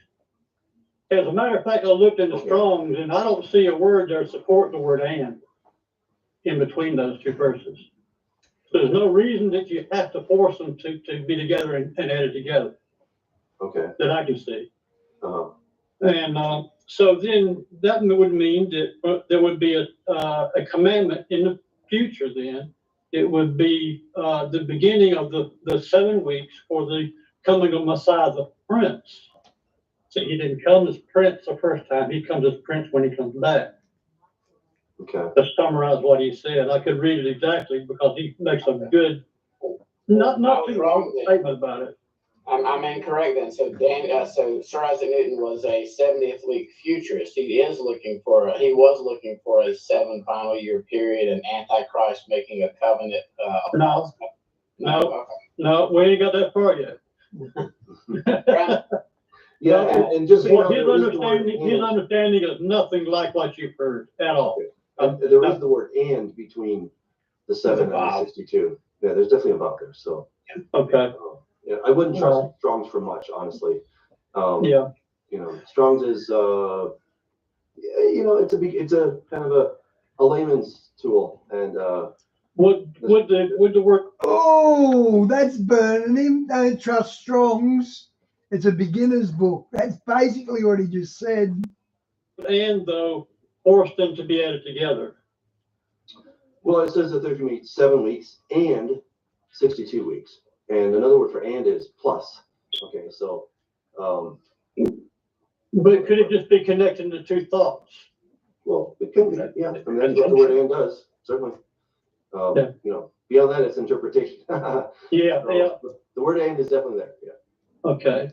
So anyway, it turns out that in 1980, the Knesset in Israel passed a law. It's called Common Law of Jerusalem, capital of Israel. Okay. And that law, I have a copy of it here, but just to not be reading it, I'll just say that it does that. It sets up the commandment that gave them their body politic being centered in Jerusalem at that time. It became the seat of the president, the Supreme Court, the Knesset itself, and the government. So that there are 4 branches of government was commanded to be formed at that time, and it set forth the funds to be established yearly for the building in the municipality of the city. Okay. And that happened in between July and August. The bill was passed the 30th of July, and it went into the Sefer HaShekem, which means Book of Laws, in early August. Okay. So, the Jerusalem was established as the official capital in 1981, did you say? 1980. 1980, okay, sorry. All right. July and August of 1980. Okay, so what is the significance of that in relationship to Sir Isaac Newton? Well, he said that 49 years began in 19. Well, he said it would begin from the commandment that would come forth at the time of the end. I see. Okay, so So from the 7 time weeks that start Jerusalem from was the going forth of the commandment to restore and build Jerusalem until Messiah the Prince, which is what we're talking about. That was the commandment. Okay, they are talking about Isaac Newton working out Daniel's prophecy and Christ's return. This guy on the bottom left, yeah, he's hard to follow, so just bear with it. That I think I see there. Robert, why couldn't that be from the time frame of 1537 to 1542, when Suleiman the Magnificent sent men to Jerusalem to exactly rebuild the streets and the moat around Jerusalem? Why couldn't that be that time frame? Well, Israel wasn't a nation yet for it to be a capital of. But it did fit exactly what Daniel was talking about, which is, the order to rebuild the streets and the moat. And there was both of those things done by Suleiman. I mean, the wall too, and he has, yes, Scott, what? I was just going to throw in, it could be a both and then you've also got, it's amazing when you start looking at some of this from a historicism view, You've also got when the Dome of the Rock was established, and you start counting up dates. Darren, I took my grandkids fishing last summer, around near Christmas, and I didn't catch a thing. I go fishing, I don't catch anything. I'm one of them sort of people. For a year, and you end up right around 2030. Just like John, what you're pointing out, you end up right in this general time frame. What Robert's pointing out, you end up right in this time frame. Obviously, it's a little more precise since 1980 than it is when we're talking ancient dates or anything. But I would, The point is that it seems like Isaac Newton was talking about an 800 Common Era beginning of this, and then he did a day-year count going forward until 2060. So he did a 1260 add-on. And I don't know if you happen to espouse that, Robert. I think Newton did have a year that he thought that it couldn't be before, and it's well after what we're talking about here. Right. I don't know. He didn't explain how he come up with that opinion, but I'm just going by the way he interpreted the prophecy, and I don't see anything wrong with the way he did it. Okay. And so, I don't base my opinion on what somebody said to start with. Mm-hmm. I base my opinion like a what do you call those guys? The Bereans. Yeah. Sure. And so if I just took what he said that the scripture said, looked at it, and I thought that's what it said too. So then I started seeing that is in complete harmony with Hosea. Hosea told us that in chapter 6, verse 2, that after 2 days, on the third day, he's going to raise us up and we'll live in his sight. Okay. Now, if we can understand when those first 2 days, first day of those 3 began, then we just need to know how long those 2 days are and when they begin, and that's when he's coming. He's going to raise us up and we'll live in his sight.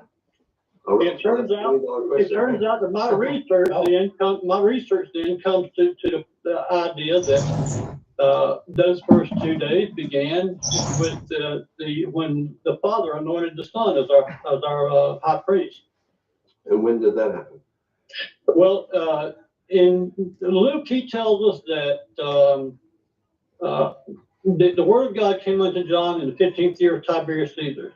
Okay. And so then also Isaac Newton tells us that the first year of Jesus' ministry was the first Passover was in AD 30. Okay. And if you combine those two, the overlap between Darren, God bless you, mate. Would fit both would be from Passover of AD 29 to September, August of 29. So spring, summertime of 29. Yeah, Phil, the guy on the bottom left, he's not backing his argument up, is he? And then when you see where the 49 years ends in 2029, and back up 2,000 years, it falls right in there in between the two periods. Man, everyone thinks 2029. Tom Horn said that's when Apophis will strike the earth. 2029 or 2030. We're in the last 7 years, guys. Your understanding then, and I'm open to this, is that the timeline, the 2 days, the 2,000 years, would start at the outset of his public ministry in Luke 4 when he is baptized. That's your premise, correct? Yeah, I'm saying that the first day of the 3 years of Hosea would. I know. Look, I've got a lot of scripture that back this up. I mean, the harmony to me is just so edifying. God, it gives me so much confidence that these three separate timing pointing to the same time, with all the prophecy that got me there to start. Now, see, I didn't know these three things until the end of all. Let me ask you this: why would you put it at the beginning of his ministry as opposed to the end? Good question. Because the similitudes that show us how to count this time demand it. Okay. Now, most people that understand the day for 1,000 years prophecy, which is what Hosea is understood it to mean it begins at the time of Jesus' cross. But the similitudes deny that.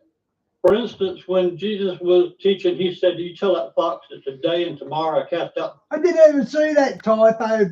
Good night, Farron. I've done that a couple of times now. Demons, and the third day I'm perfected. You see, he said today. That today means that first day has begun already. Well, and that does. I mean, that is one of the passages in my very first conversation with Doug publicly that I brought out. It doesn't make much sense because he was not even near the crucifixion at that time when he said that. Yeah. What other passages do you believe supported the outset of his ministry as opposed to the death, crucifixion, resurrection, and ascension? Sure, there's some very good ones. I wish I had time. I wish I had time to read those three Timothy's because they are so good. They're awesome. Well, but again, what would be your number? Okay, here's the best one right here. Okay. When Moses had the Israelites together at the foot of the mountain, he told Moses to after 2 days and the third day he's coming. Okay, I agree. And when he told them that first day had already begun. Good argument. What others? When the Good Samaritan came upon the fallen man, which is what Jesus did, he came on the 4th millennium and left after the 5th millennium had already begun. He left the man in the care of the innkeeper, which is our Holy Spirit. Try that again, please. Yeah, maths don't add up. Wait. The Good Samaritan leaves 2 days worth of provisions with the Good Samaritan comes upon the fallen man on one day. Okay. The next day, he goes on his trip and gives the innkeeper 2 denarius. Okay. Which on the other parable is 1 denarius is a day's wages, indicating he could be going on a 2-day journey. So why would we want to take that as an allegorical interpretation versus just that's part of the parable? Well, the fact that he comes upon that fallen man on one day, which relates to the 4th millennium that Jesus came upon our fallenness. And then Jesus left after the 5th millennium had already begun. Jesus left on the day after he came upon the fallen man. And then and that also shows that the first day had come and passed. He left on his journey on the first of the 2 days journey. So that answers his question as to how it's another point that shows that it was before the cross. It's typology, and again, I personally, if you ask me, I'm going to lean toward maybe the death, the resurrection, and ascension. Okay. But I would not be the least bit dogmatic on that. And one reason being is because I do believe that Luke 4 event, that 40 days he was in the wilderness, that was only Yom Kippurim.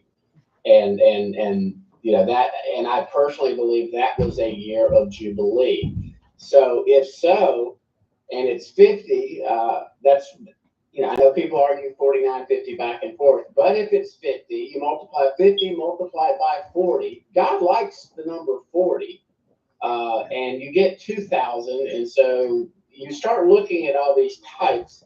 One verse, one type, one shadow, like Robert, you just brought up about, well, you brought up 3 of them, actually, 3 very solid ones. There's more. Yeah. Robert, I've been studying this since I was a kid, dude. Yeah. Okay. The only thing we're talking about right now, we're in the same wheelhouse with you. Okay, Scott's always arrogant. You go on the top left, he's always arrogant. The only thing we're talking about right now is it's the beginning as opposed to the end of his ministry. I believe he But he does call him account. returns after 2 days. But what about, hey Doug, can you pull up Hosea? Robert mentioned it, Hosea 5. And this is why I believe it's at the end, Robert. Would be this passage, because it says Yeshua would go away and return to his place after 2 days. So in other words, it's when he returns to his place, I believe, that starts the 2-day mark. That would be, Pull it up in Young's Literal. Let me finish, Robert. Let me finish. That would be what I believe is the best argument if it is exactly 2,000 years, and 1 day is just as 1,000 years, so that's 2,000 years. And you're looking at this at verse 6:1, and Doug, that it would be chapter 5, the very last verse. Okay, hold on. That's like my second worst chapter break in the entire scriptures. No kidding. Yeah, it is a bad. Second Thessalonians 1 and 2 is pretty bad too. Yeah. Yeah. Yeah. See. So he says, "I will return again to my place till they acknowledge their offense. Then they will seek my face. In their affliction, they will earnestly seek me. Earnestly seek me." And then if you keep reading the passage, it's when he returns. So how would you counter that, Robert, or deal with that passage about when he returns to his place? If you pull that verse up in Young's Literal. Okay. Which one? The one where he just gets the order out of sequence. Well, which one is that? Is it 6:2 or which verse are you talking about? I will tear them. I will return my place and tear them. Okay. All right. So. Okay. How about the Hebrew? Is that good? Well. Till they acknowledge their offense. So I would turn. So elech ashuva el makomi. I will go and I will return to my place. Ad asher yimshu. Until they acknowledge their guilt, uvikshu panai, and they seek my face. So what's the word? I don't know what the question is. Well, we're trying to place the order of events. I think what he's saying is that he's telling us that it won't happen until. Well, maybe you should explain it for me. Your question. What was it, Scott? My basis for believing it would have been his death, resurrection, and ascension. His ascension was when he returned to his place. So that's why I would start the count. In other words, if I'm going to make an argument, I would start the count when he ascended and returned to his place. He came from the Father. He came from heaven. He returned to the Father. So what I'm saying is you believe that it was during his ministry. You pointed out some good verses, but how would you deal with this passage? Because every translation I've looked at, it's like him returning, and he did not return until he died, resurrected, and then ascended 40 days later. Well, I'm not sure how to go about that, but I can tell you this. In the book of Matthew, Jesus recites almost all those verses to a T.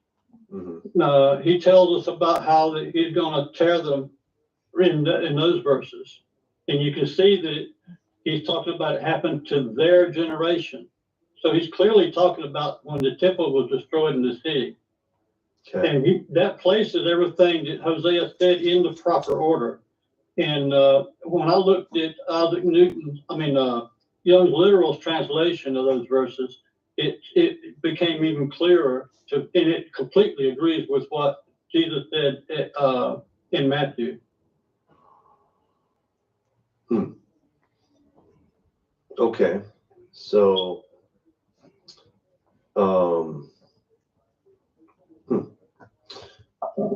well, how about this? You're claiming 2029 as that time frame forward from 1980, right, Robert? Well, if that was a commandment that began those 49 weeks, it would be July or August of 29. 29, okay. So would the Great Tribulation start leading up to 2029 or move forward from 2029? I have no idea. Okay. Well, Yeshua, that's beyond my purview. I don't have enough concrete to set some groundwork, and if I ain't got the concrete, I ain't gonna get in it. Well, and that, but John, I ain't gonna build my house without a foundation. That's all there is to it. Well, but you agree that Great Tribulation occurs before Yeshua returns, or are you a pre-trib rapturite? There's no such thing as a pre-trib rapture. I'll tell you that right now. Amen. Okay. We all agree on that. Yeah. That's obvious. How can it be in Revelation 20, verse 4 and 5? He tells us that those who did not receive the mark of the beast or the number of his name were raised in the first resurrection, and the rest of the dead lived not again for 1,000 years. And then Paul told us that the dead in Christ rise before those who are alive and are changed together with him. I'll say amen to that. So you can't get around that. Now, a man that I respect with my whole heart was a man that I was listening to when I finally stopped running from God. He said that was the second phase of the rapture. You got no basis for that at all, But I love him to death. Okay. Hey, Robert, it's the second first resurrection. Right. Yeah, we like to have a lot of fun here.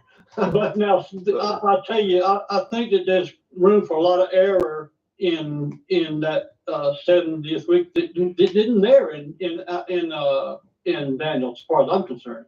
And let me help Robert out with that Young's translation. It does say in Young's literal, it says, I turn back unto my place versus return. And again, I'm no Hebrew scholar if that word could. Ashuvah, Is it shuv? It's shuv, it's to return. So that could be turned. It is. No, but I think in either case, what it also really talks about there is the time period of their generation, period.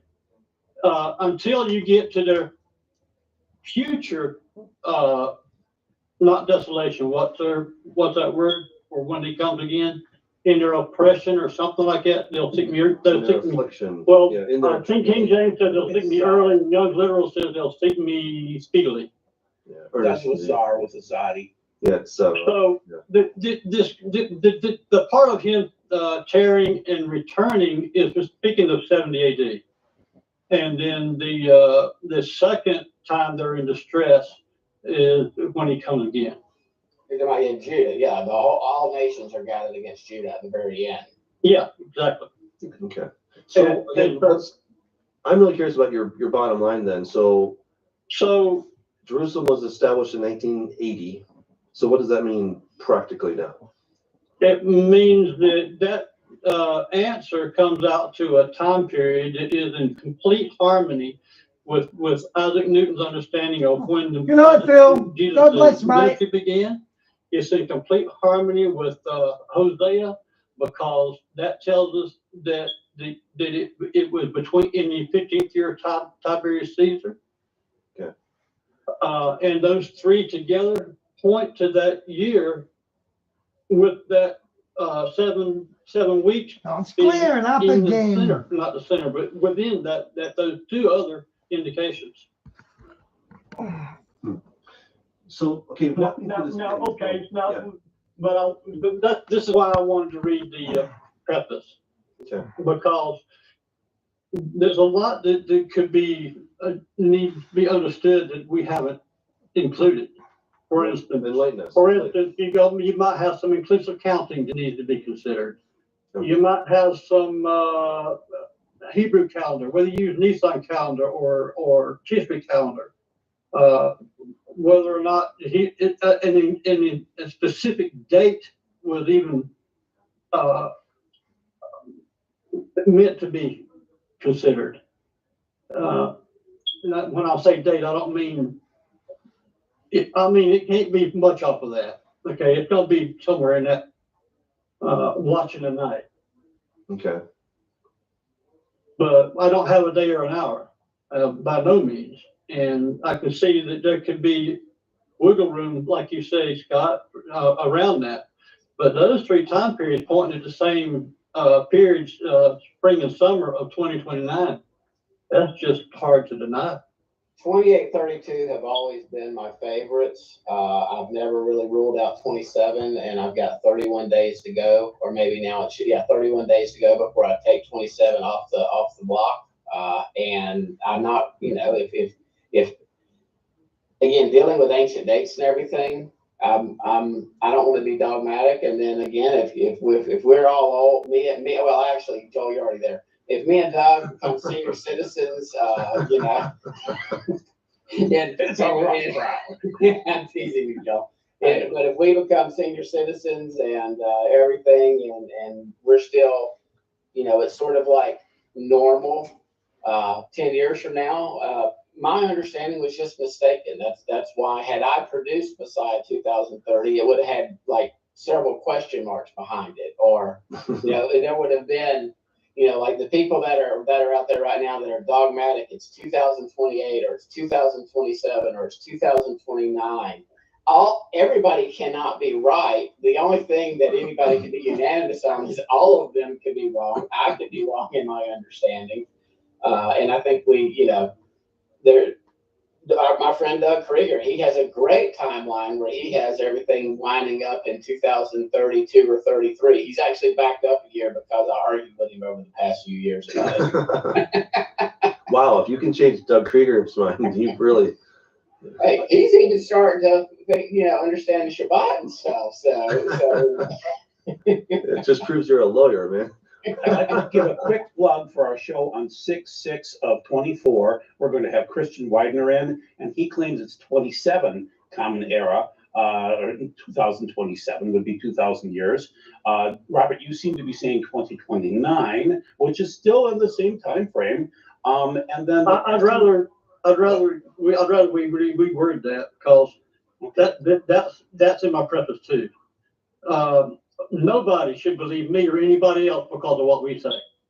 Nobody. When you're talking about this preface, is this something? When I say 2029, I'm telling you what I see the scriptures say to me. Robert, what I'm asking you in this preface that you're talking about, because this is not a program where you read things, is this something you can post a link that people could read this for themselves and take their time and digest it? You can post it in comments after the show. Could you do that? That'd be a lot of comments. But anyway, I would put it, everybody, we do have a prophecy roundtable discussion group. It's on Facebook. Sure. So, check that out. Prophecy roundtable discussion group. That's the name of it. Prophecy roundtable discussion group. Some of you might already exist or belong to that. We renamed it. It was the Awakening Report. And now Joel's face is on it. So it's really exciting. I'm on it now. I know. He's like the leader of it. But we want to encourage you guys to go there and to continue the discussions. Certainly if there are new topics, you can bring those as long as they're related somehow to the Bible. That's the basic idea. But can keep the discussion going on there. So it doesn't only have to happen in the chat here live, but you can go there and do that as well. So we really encourage you to do that. And so Robert, you can post there as well and interact with our audience. I'm sure they would love to ask you more questions. So that would really be fun. Just bring your flint head of steel and your big boy panties.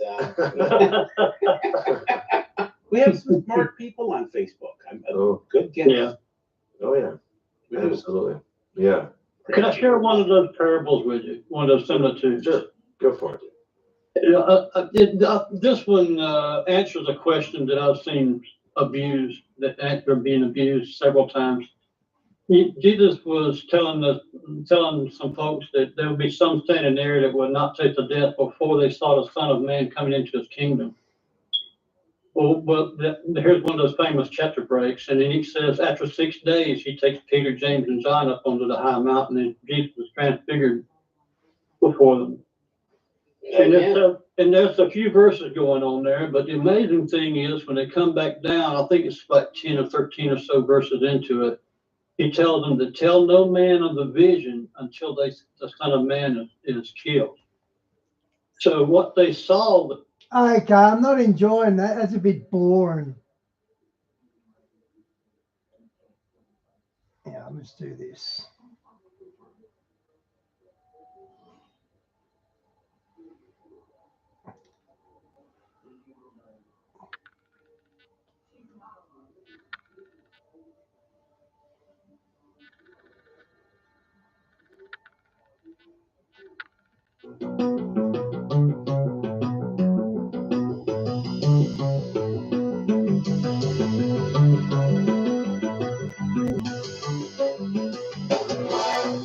Welcome to the Prophecy Club. Our topic today is banks closed, dollar drops, and China and Russia. I have some real important information for you today. Before we get started, yes, if you want your car to start, when the suitcase links go off, go to empfuel.com, use the promo code PROPHECY, get your $50 discount and helps Prophecy Club. And if you have money in paper, wherever that may be, and you don't want to lose it, especially life savings like an IRA or a 401k, I would suggest you call 800-200-GOLD. 800-200-GOLD. Last thing, Joseph Kitchen. If you want to be eating what I think is God's famine food, and that is the cheapest food, wheat, go to josephkitchen.com. They have videos and explain it all up there to you. And a couple more things before we get started. We are looking for the headline, Omer ushers in Palestinian state. And there are 28 days left in the counting of the Omer. Now, I'm not saying that this headline is necessarily going to appear this year, but if it is the counting of the Omer, and if it is going to appear this year, it means it has 28 days left. And I'm not saying it's necessarily going to appear in Jerusalem Post, but that was in the dream, so that's an assumption. But that is what we're looking for. In case you don't know what we're talking about, read this and this, but I'm not getting on that today. All right. Also, I'm not reading all this, but this ties with what we're going to be talking about today. So Shane Warren was told that during a financial storm caused by them starting to sell oil and other currency other than the dollar, specifically countries trying to collapse the dollar, that fits, there would be a new Madrid earthquake, and that would also bring a great revival. Now to the point today. Flash, urgent. Cuban banking system has collapsed. This is confirmed by several things on Twitter. The banking system of Cuba has reportedly collapsed. Cubans are reporting via social media all their money is gone from their accounts. Let me say it again. All of their money is gone from their accounts. Not just a few, but all of them. The whole Cuban banking system is closed. It gets worse. Also, all automated teller machines, ATMs have also all been emptied. At banks all over the country, angry mobs descended upon the banks where police tried to turn them away, but instead the mobs overturned police cars and sent the cops running. It was all for naught. Not only were the banks closed, now get a load of this, but they were also empty too. In other words, people actually went into the vaults trying to get their money, and there was all their money gone. They were all empty. In other words, basically the banks just closed up shop and just left and went home. The Cuban people have been left with no financial resources. They have no means of buying food. They are desperate and they are afraid.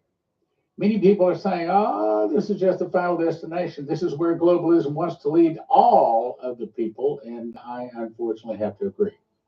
Cubans were forced to adopt the digital banking system. That's where we think it's going. And now they're financially ruined and they have no recourse. Okay, now think about this. Sometimes it takes a chaos in order to make a change. On the front of the Morals and Dogma Bible, it really is, by Albert Pike, it says ordo ab chaos. That's Latin. And it means order out of chaos. Order? What order? A new world order, a world government out of a chaos. What chaos? A chaos they create. As a matter of fact, I could go through and show you several places where that is their plan. In other words, they're going to create a chaos, and then they're going to offer a solution. It's called the Hegelian dialectic. First, you cause the problem, then you offer the solution, and the solution changes society. That's what they're working on.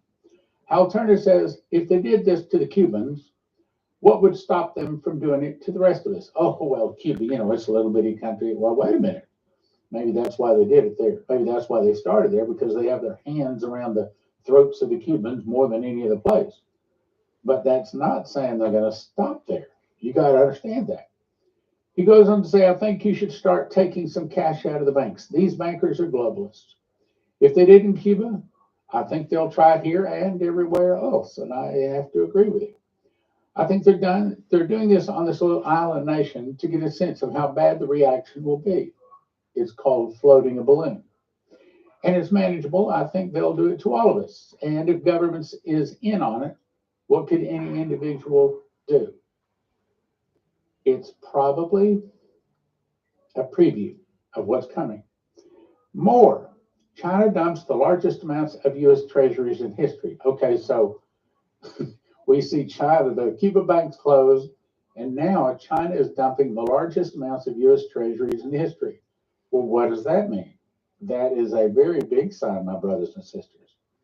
In an unprecedented move, China offloads a record 53.3 billion of U.S. treasuries and agency bonds. Wow, I never knew that. Okay, that's going to crash the dollar. That's a large part of it anyway. With economic relations between China and the United States continuing to raise 53 billion investor concern, China has deviated from the historical norms by offloading one of the largest amounts of U.S. Treasury and agency debt. In other words, they are intentionally crashing the dollar. Why? Well, I'm about to show you that China and Russia just kissed and made up, and then they're buddy-buddy.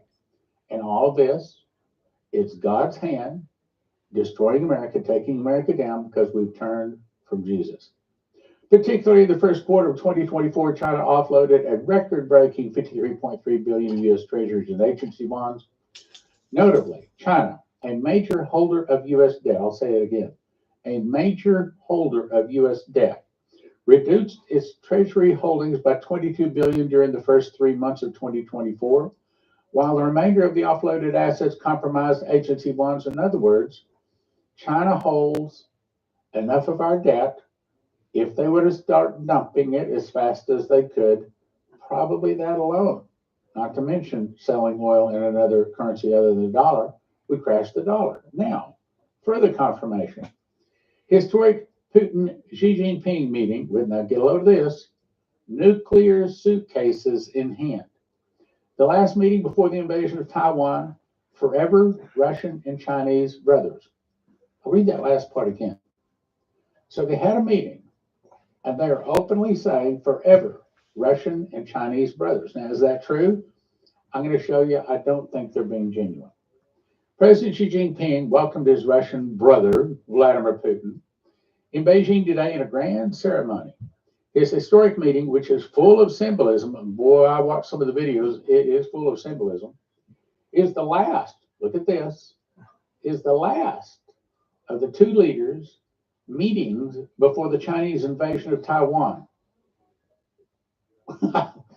I'll read it again. It's the last of the two leaders' meetings, it didn't say the word meetings, before the Chinese invasion of Taiwan. Did they not openly say that they are buddy-buddy to plan to go in and invade Taiwan? Is that not? Look, I'm saying they said it.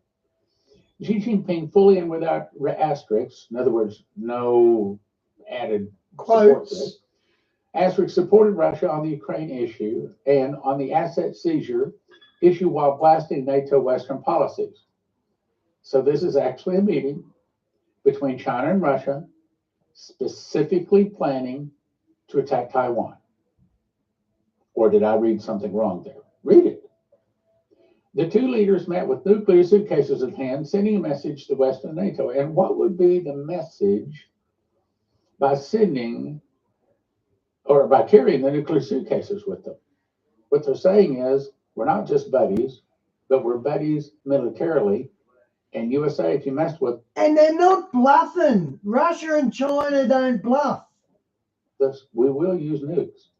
And as you know now, we have nukes that can hit you that you can't stop. We know because Iran launched Russian nuclear weapons, or not nuclear, but they were Russian missiles, hypersonic missiles, on Israel, and 8 of them got through their defenses, the best defenses in the world. Here's a picture of them walking along, and the two guys behind them are carrying the nuclear suitcases. I didn't say that. These guys, okay, so. Wow, there it is. There's a photo of it. Very big message. You should look at that and like, let that sink in. Let that sink into your heart just a minute. Now let's go on, there's more. So the meeting between the two leaders lasted about 2.5 hours. That's a long meeting. And was the first trip of the Russian leader after taking office. So Putin wins office, so he goes and sees buddy Xi Jinping in China. China's Xi Jinping rolls out the red carpets for his close friend Putin. By the way, this is from a Russian-speaking website. Everything on this website is Russian. I have to have it translated to English. This is all Russian. Here, you want to see where it is? Let me back up and show you. Okay, right there. See bottom left, War News 247. That's it. I think it's warnews247.ru or something like that. Anyway, I'll try to put it up in the next program so you can go and get it. Okay, next, Russians and Chinese are forever brothers. Putin remarked, recalling an old song which they played, but is basically saying how the Russians and the Chinese are long life buddies. Then they talked about what? Well, they weren't talking about let's make more money, let's have more trade. Instead, they're talking military stuff. Joint military exercises in Navy and Air Force. They co-signed that they agree for a sustainable settlement of the Ukrainian crisis. It is necessary to eliminate the root causes that caused it, USA, and to observe the principle of indivisible security. In other words, we're not separable. Taking into account the legitimate interests and concerns of all countries and ethnicities involved. We both believe that there must be strict compliance with international obligations regarding what? Immunities of states and their property, including state reserves, and we condemn initiatives to confiscate foreign state assets. I don't think that they're saying that we won't confiscate the assets of Taiwan. I think that they're saying that when we take over Taiwan, we will split it kindly, but we would not try to take over all of it from each other. Our countries will defend their legitimate rights and interests and resist attempts to limit their foreign policy and economic potential. Moscow and Beijing will further deepen their trust and cooperation in the military field. Did you hear that? Military field. So this is not a trade deal. This is a military cooperation. Why? They just told us. Because they plan to attack Taiwan. I'm going to show you. I got more. Expand the scope of military exercise and regularly conduct joint sea and air patrols. In other words, they're practicing military attacks. Sea and air patrols so as to continuously increase the capabilities and level of joint response to challenges and threats. Now, Putin and Xi Jinping joint statement on Ukraine military cooperation. Russia and China oppose prolonging the conflict in Ukraine. What are they talking about? They're not talking about trade. They're not talking about friendship. They're talking about military conquest. That's the whole point of all of this. And by the way, it comes off of a military, War News 247. So it's all of the stuff on the side is all about war news. Statement of Ukraine military cooperation. Russia and China oppose prolonging the conflict in Ukraine and also intend to deepen cooperation in the military sphere. Count up how many times you heard something about military here. Highlights of the joint statement of Russian President Vladimir Putin and Chinese President Xi Jinping. Moscow and Beijing do not want the conflict in Ukraine to enter into an uncontrolled phase. What they're saying is, we don't want it to go into a full World War III. We just want to take over Ukraine. Russia welcomes China's readiness to assist in the political statement of the crisis in Ukraine. China supports Russia's efforts to protect its sovereignty and opposes external interference in its affairs. In other words, if NATO or Britain or the United States jumps into this Ukraine thing or anything else China and Russia want to do, China and Russia are going to come over and box their ears. Moscow and Beijing will defend their legitimate rights and interests and resist attempts to limit their foreign policy and economic potential. Well, we did finally hear the word economic. China and Russia will deepen their cooperation in the military field. And again, there's military field, and expand the scope of joint exercises. Second time they said that. The Russian Federation and the People's Republic of China oppose efforts by individual countries to use outer space for purposes of armed conflict. That's right. We're going to limit everybody from putting any nukes in space except us. And truth is, they probably already have them up there. Russia and China believe that a political statement of the Ukrainian crisis is the right path, and China's position on this issue remains unchanged. So, to me, it kind of sounds like they're talking out both sides of their mouth. In other words, they're saying, yeah, we don't want war. Oh, yes, we do want war. Why do I say that? Well, so as I was preparing this came to mind.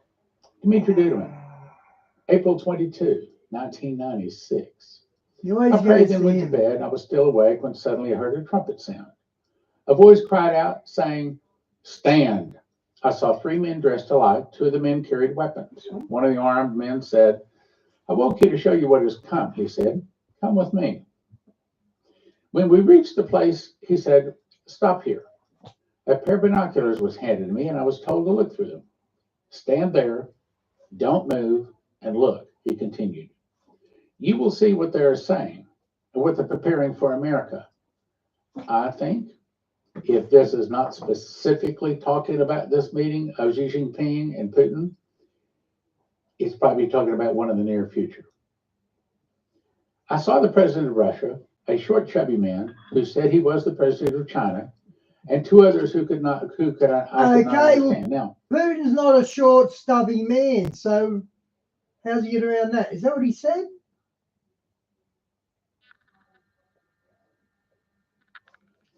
I saw the president of Russia, a short, chubby man who said he was a short, chubby man. Putin's not chubby. President of China, and 2 others I could not understand. Now, this has been a question since I first read this back in, 1996. Now, I wished I had called and talked to Dmitry and got a clarification on this. So let me just tell you the misunderstanding or the question. I saw the president of Russia and a short, chubby man who said he was the president of China. Could it be that Xi Jinping is a president in name only? Could it be that there's another man behind him that is really in charge? Well, it could be. Or could it that's a bit of a cop-out. Be that something happens to Putin, and here in very short order, another guy comes to power. Now, the next question is, I saw the president of Russia and a short, chubby man. Now, is that a period there? Or did he see the president of Russia as a short, chubby man? In other words, the question is the president of Russia short and chubby, or is the president of China short and chubby? Again, that's a question. We don't really understand. Neither of the ones now are. So I'll keep going. And 2 others I could not understand. I gathered they were part of a Russian-controlled territory. The Russian president began to speak to the Chinese one. "I will give you the land with all the people." I think he's talking about Taiwan. "And I will give you the land with all the people, and you must free Taiwan of the Americans. Do not fear, we will attack them from behind." See, I think that that's what this meeting between Putin and Xi Jinping is doing right now. They are planning the attack on Taiwan. A voice said to me, "Watch where the Russians penetrate America." Okay, wait a minute. We haven't seen the Russians attack America, actually boots on the ground yet. Or have we? So many people coming over our borders, we don't know anymore. A voice said to me, watch where the Russians penetrate America. And I saw the words being written: Alaska, Minnesota, and Florida. The man spoke, when America goes to war with China, the Russians will strike without warning. The other two presidents spoke, we too will fight for you. Each had a place already planned as a point of an attack. All of them shook hands and hugged. Then they all signed a contract. One of them said, we're sure that Korea and Cuba will be on our side too. Without a doubt, together we can destroy America. The president of Russia began to speak insistently. Why let ourselves be led by the Americans? Why not rule the world ourselves? They must be kicked out of Europe too. Then I could do as I please with Europe. Now, the angel then speaks. The man standing beside me says, this is what you saw. They act. Look at that word. They act. They act as friends. They say they respect the treaties together, meaning all of this may never happen. This whole thing you just saw with China and Russia, that may not ever happen. I don't know. But this is the question. But everything I've shown you is how it will really happen. Okay, now, what's he talking about there? He says, I think it's talking about the fall of America. Dmitri went through 5 months of torture, sat on the electric chair twice, carried Bibles for 30 years to get this message. The fall of America will start with an internal revolution in America started by the communists. Some of the people will start fighting against the government. The government will be busy with the internal problems. Then from the oceans, Russia, Cuba, Nicaragua, Central America, Mexico, and two of the countries I cannot remember will attack and defeat America in 1 day and 1 hour. Now, listen to this next part. Then God will raise up China and Japan and many other nations. They'll go against the Russians. They'll defeat the Russians. They'll back the Russians to the gates of Paris, where they sign a peace treaty. But they make the Russians their leader. Then, with the Russians as the leader, all the world goes down to attack little Israel, Ezekiel 38:39. Israel can't count on the help of the Jews in America, so she cries for Messiah. Jesus returns on the clouds, Revelation 18, or 19, 18 and 19. Returns on the clouds and defeats the armies of the earth. In a moment, the twinkling of an eye at the last trump. Now, we're not exactly sure what this prophecy is saying, but we're watching. We're watching to find out. What came to me as I was preparing this, I think it's saying that this whole charade between China and Russia, between Xi Jinping and Putin, is just that. It's just charade.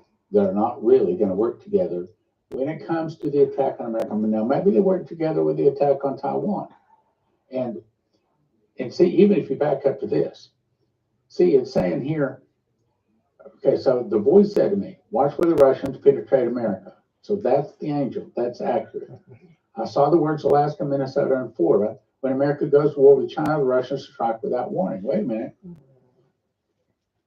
That's not what he says later. See, so it's unclear. It's unclear. I'm admitting it's unclear. I wish that, sometimes between Romanian and English, there's a bit of a disconnect. And on this one, I think there was a bit of a disconnect. I'm just not clear on what it says. So it says that God is going to raise up China, Japan, and many of the nations that will go against the Russians. And then here it says, but everything I'm showing you, right here, look, everything I'm showing you is how it really happened. So I'm not clear. My best guess is that the issue that China and Russia are talking about right now,